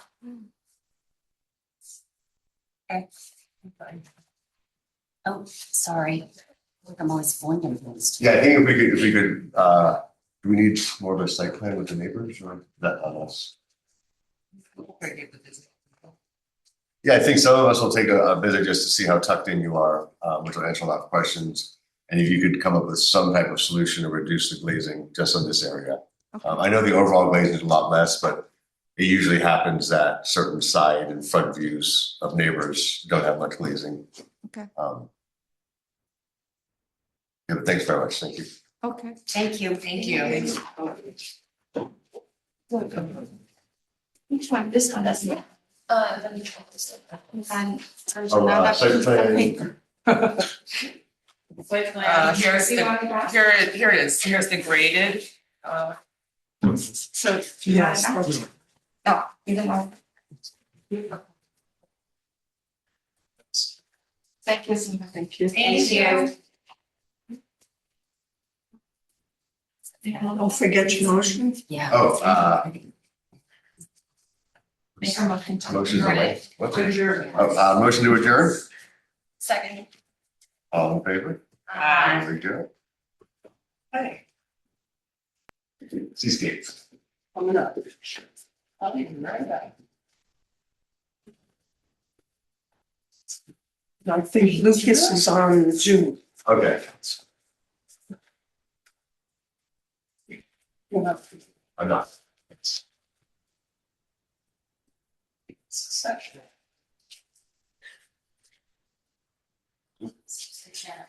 Oh, you're for 138 Seascape? I am, but I was hoping if possible, we could just quickly open the Winnie Trust just on number 2 on the old business agenda. We're gonna do that on the end. Oh.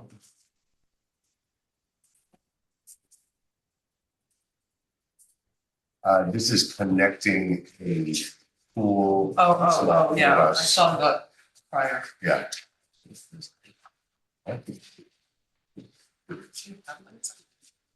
So 138 Seascape, Ahrb, Casa 860 Montclair, Conway Watermill for the applicant. When we were last here, you had asked for nighttime renderings. And that's what you have. I think our architect, Lucas, is on virtually. Yes. Hi, Lucas LeBlanc of Stella Mulroney Architects.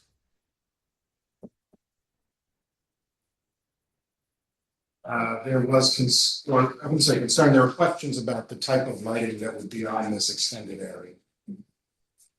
And what is the size of this addition? Addition? The deck Yes. is approximately 32 feet by, oh, I'm sorry, I'm on the first floor.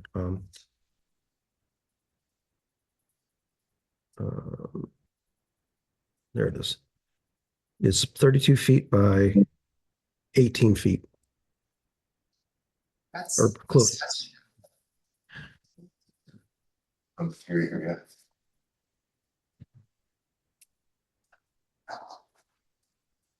Well, I did I did a site tour and for those who didn't get a chance to, it's really covered by the street side, by natural vegetation, and covered by marshland on the other side. I'm not sure if they can you call reeds in the marshland or is it pretty verboten? Okay.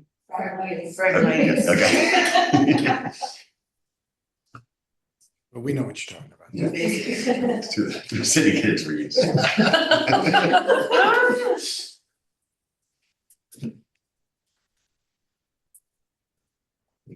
Well, having seen the location, and how mind numbing it would be to go down those stairs, walk 3 feet and go back up the stairs. I'm personally. Why wasn't it done in the beginning? It was actually the client. We wanted to in the beginning, but the client for some reason didn't want to. The client would want to, okay. This is now a new owner. Okay, gotcha. And it's what? Okay. It's a new owner. Actually, there's 2 owners now. Okay. second owner. I guess the only question I have, and I know this was addressed at the last meeting, I'm happy, but was, if the use of it was discussed beyond a walkway, obviously it's probably going to be used for entertaining. And, was that sort of the purpose versus really the purpose of getting to the pool without having to go up and down?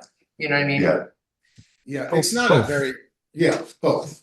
It's not a very, as far as its width, it can't really accommodate large scale entertainment, but the primary objective was the access point, and then sort of the secondary, but almost as important objective was having this area just outside the kitchen for entertainment. Yeah. I think the ground floor area is pretty respectfully somewhat gamey. You want to be elevated. This addition, because it covers, is subject to GFA restrictions, which have been calculated and accommodated as well. So it's within the envelope. It's within, not the envelope, the GFA limitations, but also the building envelope, yeah. There is a wetlands review, but that's happening on a parallel track with the town. And we are essentially, I believe, Lucas, maxed out on GFA, so there would be no further additions to this home without removing certain aspects of it. Is that, I'm just wondering, does that exist underneath where the wood floor is? That is there already. That's there. Yeah. Like that's a deck from the other. Yeah. Okay. Yeah, Let's I'm make a good. motion of those. Yep. Second. Second. All in favor? Aye. Thank you. Yeah, thank you, everyone. Enjoy the summer.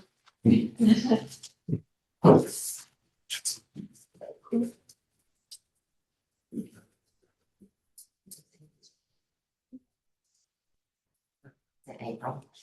I was for March. Somehow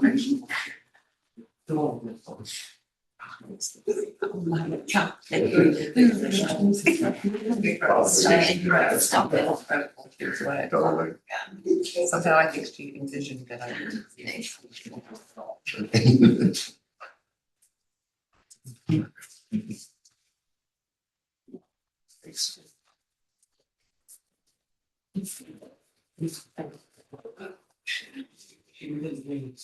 I think on the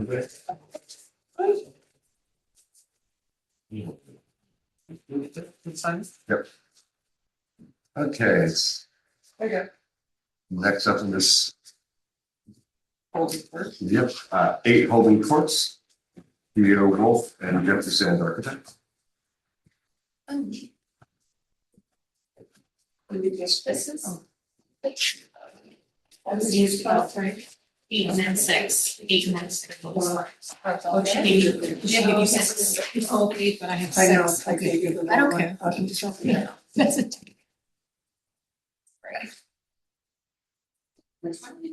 We're doing, I gave you the one. What? So we're doing 8 first and then 6, both in holding court. I think I realized that they were. They're shorter each other. Yeah, I don't think I realized that.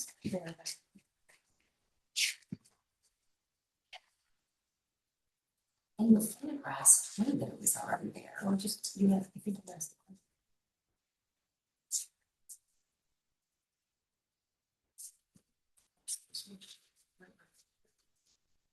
Yes. Is he still here? Yeah. Thanks. Is this a first? Yeah. It's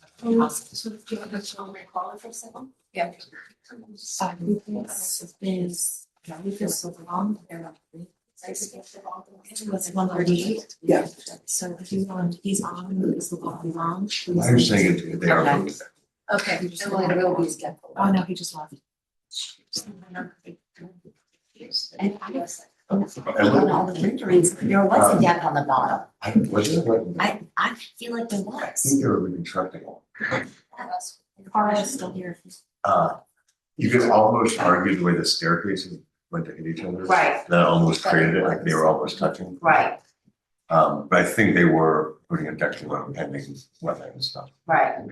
Oh, that's what he said. Yeah. Yeah, that Oh, one. that's what he said. Okay, gotcha. Okay, sorry. Okay. So- That was pending, right. Yeah. Okay. And Okay, it should be dinged, right. nothing but wetland. Okay. Okay, thanks. I'm Jeff Sands, I'm the architect for 8 Building Court.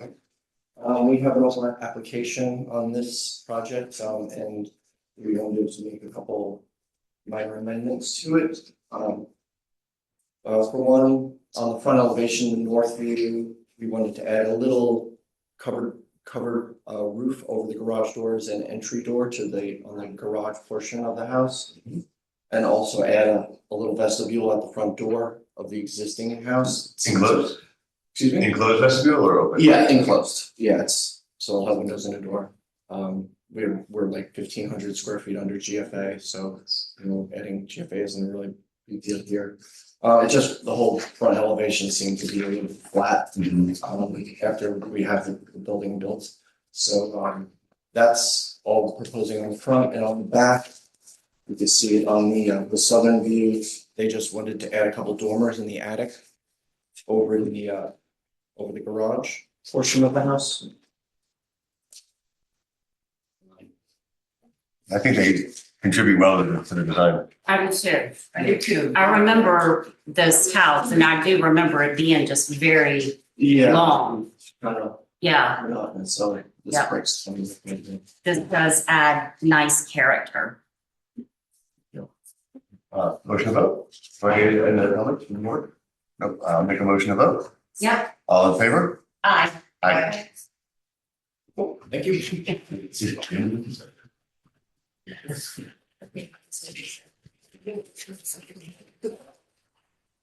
want to do the job of them. I'm begging them to come back. Motion to delay. That That was a good one. Thanks.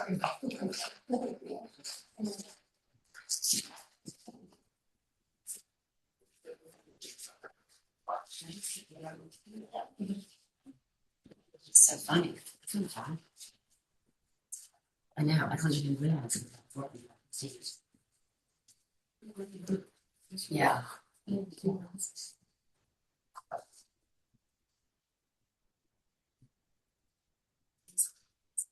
Okay, now we're ready for 6 Holden Court with Alberto Tezates and Will Menez. Yep. Good afternoon, Will Mini Architect. Hello. How you doing? Here for the applicant for a pool house addition. The owners lived at the house for over 30 years. The pool house was built, I believe, over 25 years ago. I've included some images, hopefully you have, of the existing structure, both from a Google Earth image, and that was a listing that I found. But so essentially the pool house is not changing in color, but we're doubling it in size. Because of the location of the property line, we need to move the current pool house 2 feet to the south and 1 foot towards the east, towards the current house. And then we essentially double the size of the pool house by building a 10 foot by 10 foot addition behind it. And that just makes the property line. Finishes will match what's there today. It'll be exactly like the house when it's finished.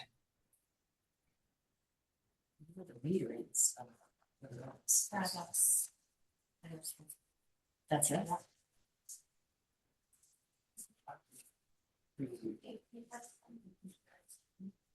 You have renderings of what this is going to look like? I do not have a rendering. It'll be identical.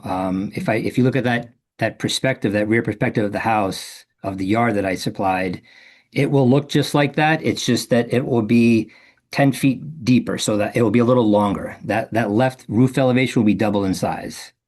So it's not wider, it's gonna be longer. Correct. It's not wider, it's deeper. So right, it's longer. So that left side will be longer. Yes. I do have drawings too, plans that show the elevations of the structure in the plan. Is that in this packet? The floor, yeah. So here are the plans. Yeah. So you'll see, looking at the front elevation, I call it, that doesn't change. The door is going to stay the same. The window is going to stay the same. The left elevation, which is what faced west, faced the reserve, he's adding a door to access the pool house from this deck that's being built on grade there, you'll see. And then to the left of that's a new window. It's a two-person sauna that's going to be in there, and they wanted a view out of the sauna. For a sauna? There's an indoor sauna, yeah, he wants to put in the pool house.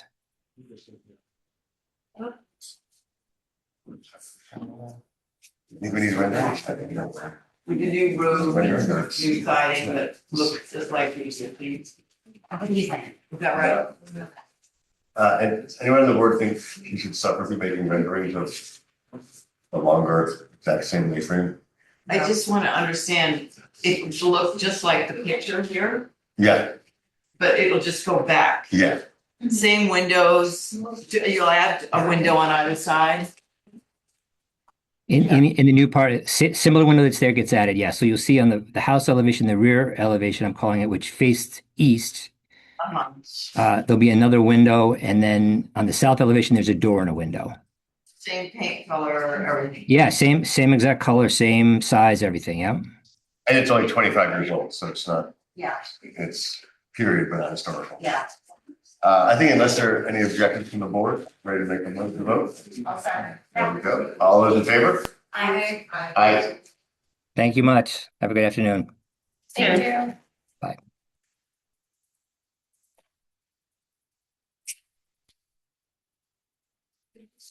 Also, turns back on.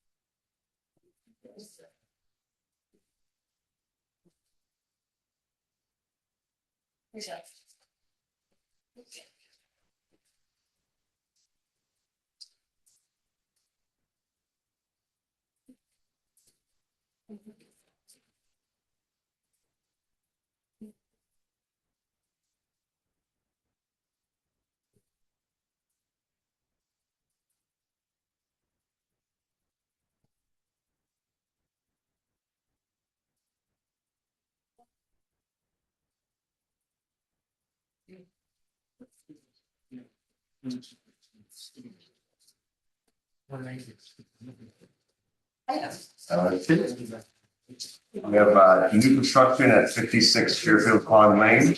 Neil with architects. Yeah, it was a second one today. So if you want to put that. Do you want to see the renderings or the? Actually, the last page would be good. Very last page. The existing. There is an existing 6,000 square feet home on this property.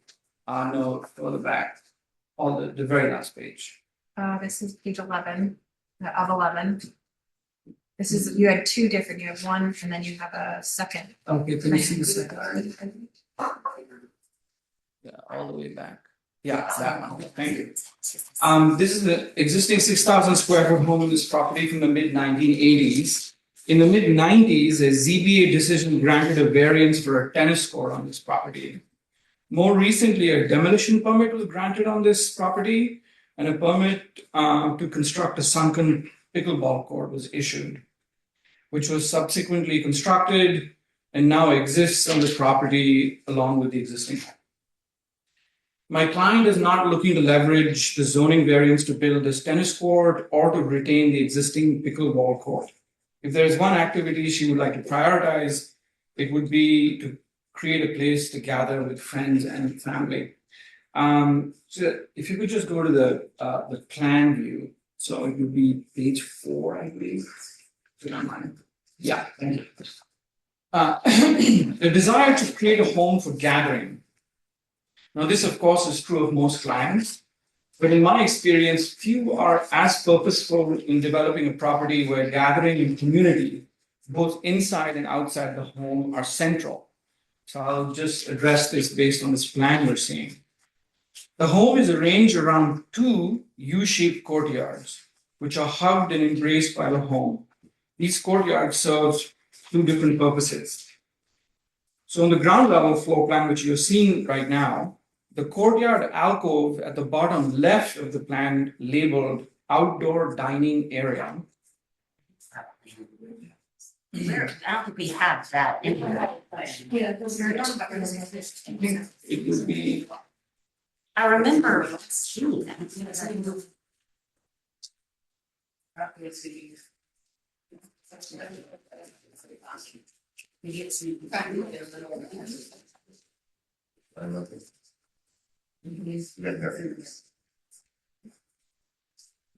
Okay, so this area, the outdoor dining, is itself a gathering space that serves as the hub around which other communal programs are situated in a radial fashion. So on the left-hand side of this space is an outdoor covered living room, followed by the dining room, the kitchen, the TV room, and the living room.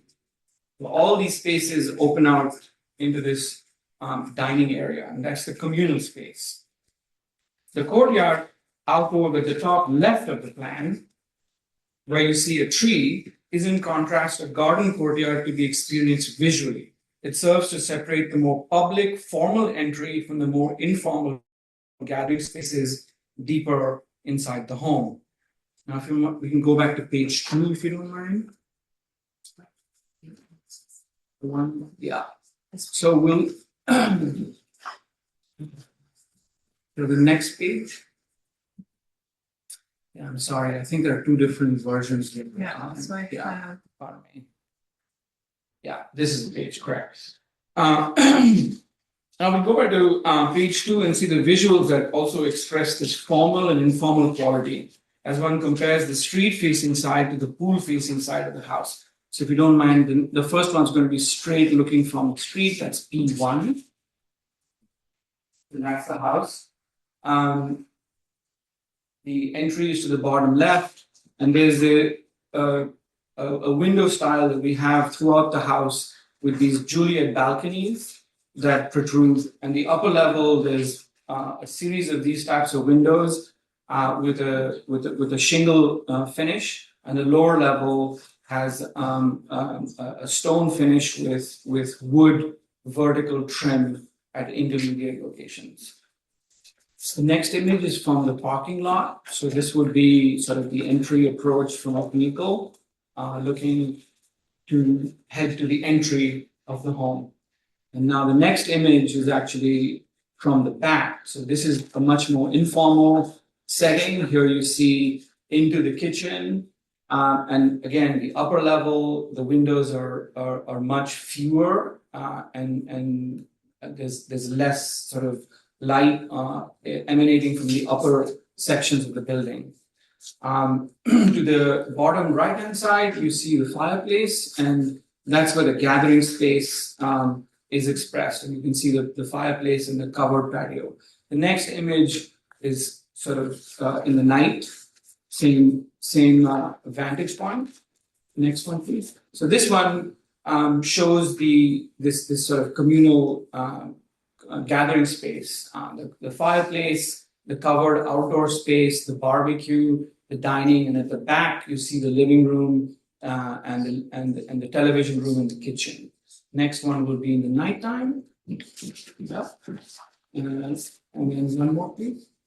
So this is looking from further back in the property with the pool house in the foreground. We have LaGuardia and Associates as the landscape architects on this project, and they will be feeding the boundary between the main house and the pool house in terms of fencing and such shortly. Next view is looking back at the pool house from the house. Next one, please. And this is the aerial view showing the entire site with the home in the foreground and the pool house in the background. That's the last image.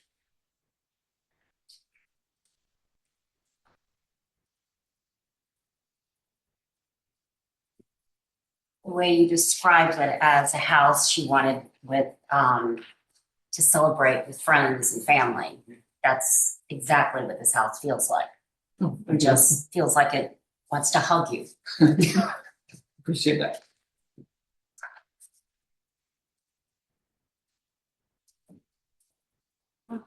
I could see older.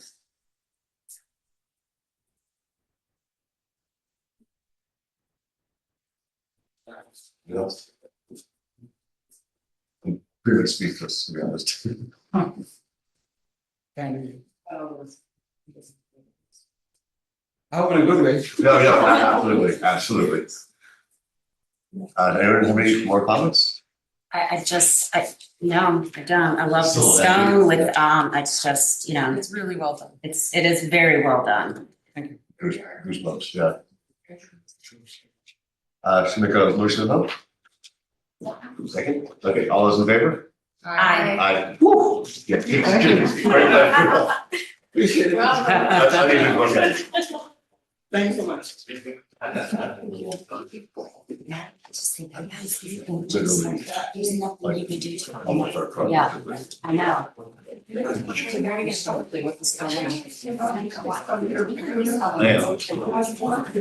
this one. We have a quick encore performance from I feel like copying it. oh, sorry, I gotta sign the first.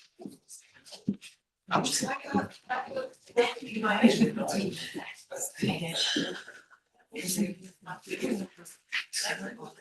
of this one. Oh, she wants that. Here's the last.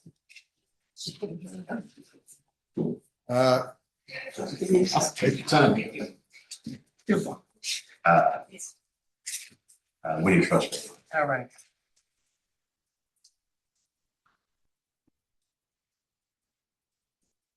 Not doing anything without Pat saying okay. Yeah. Good. You learned that quick. Yes.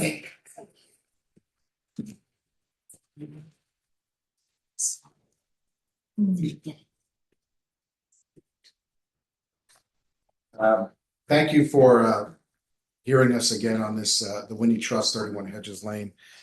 Just again, for the record, Carl Benacasa, 860 Montauk Highway, for the applicant.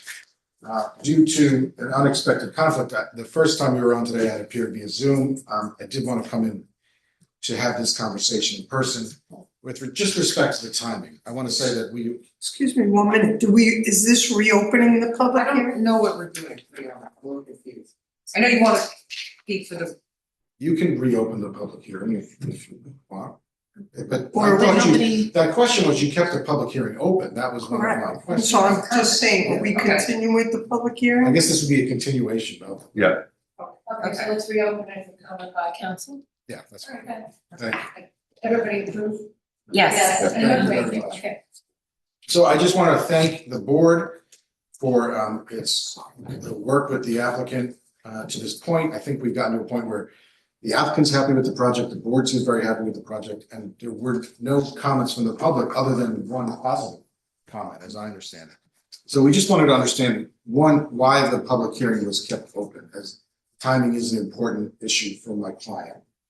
And two, we had discussed last time the possibility of approving this on the day of the hearing. And I was curious if that was something the board was willing to do. I think we've vetted this for the past 6 months. The changes were discussed at our last time before the board. No changes since. The public has been the publication to the public were of the plan in its current iteration. So the public has had an opportunity to review and comment, and I guess has elected not to, except for one positive neighbor. And we were hoping, given all of that, that it might be efficient for the board and for the applicant to approve it today. And then we could, perhaps council could do a written decision off the record, considering the fact that nothing has changed and there are no substantive comments with respect to the proposed improvements. I just want to say on the record, I don't believe that this board gave any indication to the applicant at any meeting or the last meeting that there would be a decision at today's meeting. I just want to, clear the record. That had been given to me, as you know, But, well, so that was not by this board. not by the board. Right. That's correct. So I don't want to confuse the people because there are some people. There have been indications to us that this was a possible way to proceed. I'll put it that way. And it's my understanding that this board has recommended to keep the hearing open and set a new date.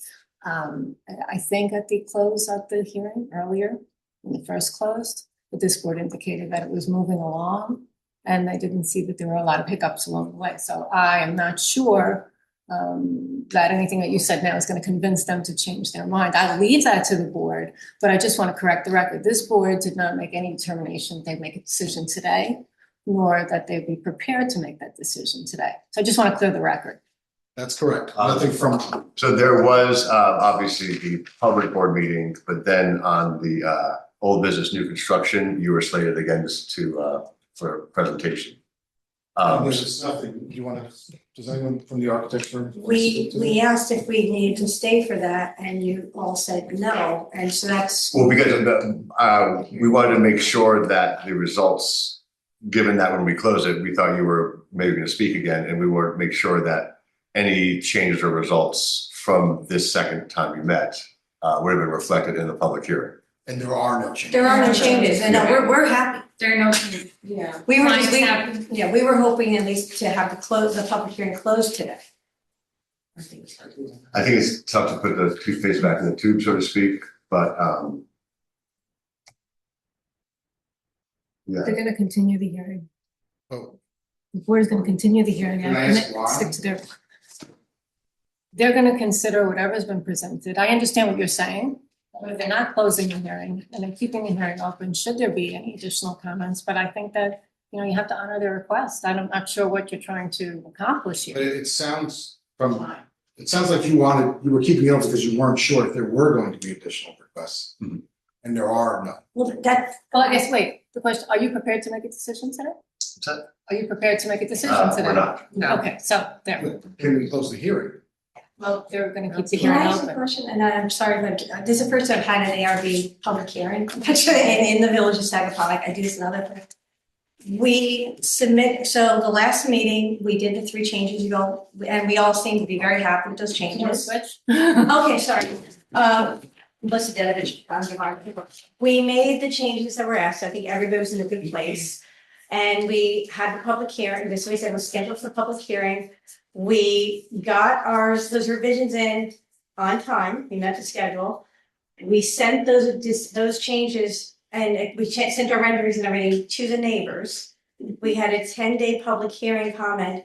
And when we talked before, we said it would usually be closed. And that's why I think we're a little confused that if everything was given to the board and to the public in a timely manner, why the board has, and it's just an honest question, why it has to remain open if we've already asked the public and we've given it to the board in a timely manner. That's I all. don't personally feel comfortable with council and the team now lobbying to close public hearing and just make an approval at this point at the end of the meeting. No, we don't need approval. I'm allowed to not feel comfortable, that's what I'm saying. Mhm. And I don't think, at least from my standpoint, I mean, until we're happy to offline talk with our council. I don't think that we need to have a debate now if we all agree to keep it open for one more meeting, not one more, but open.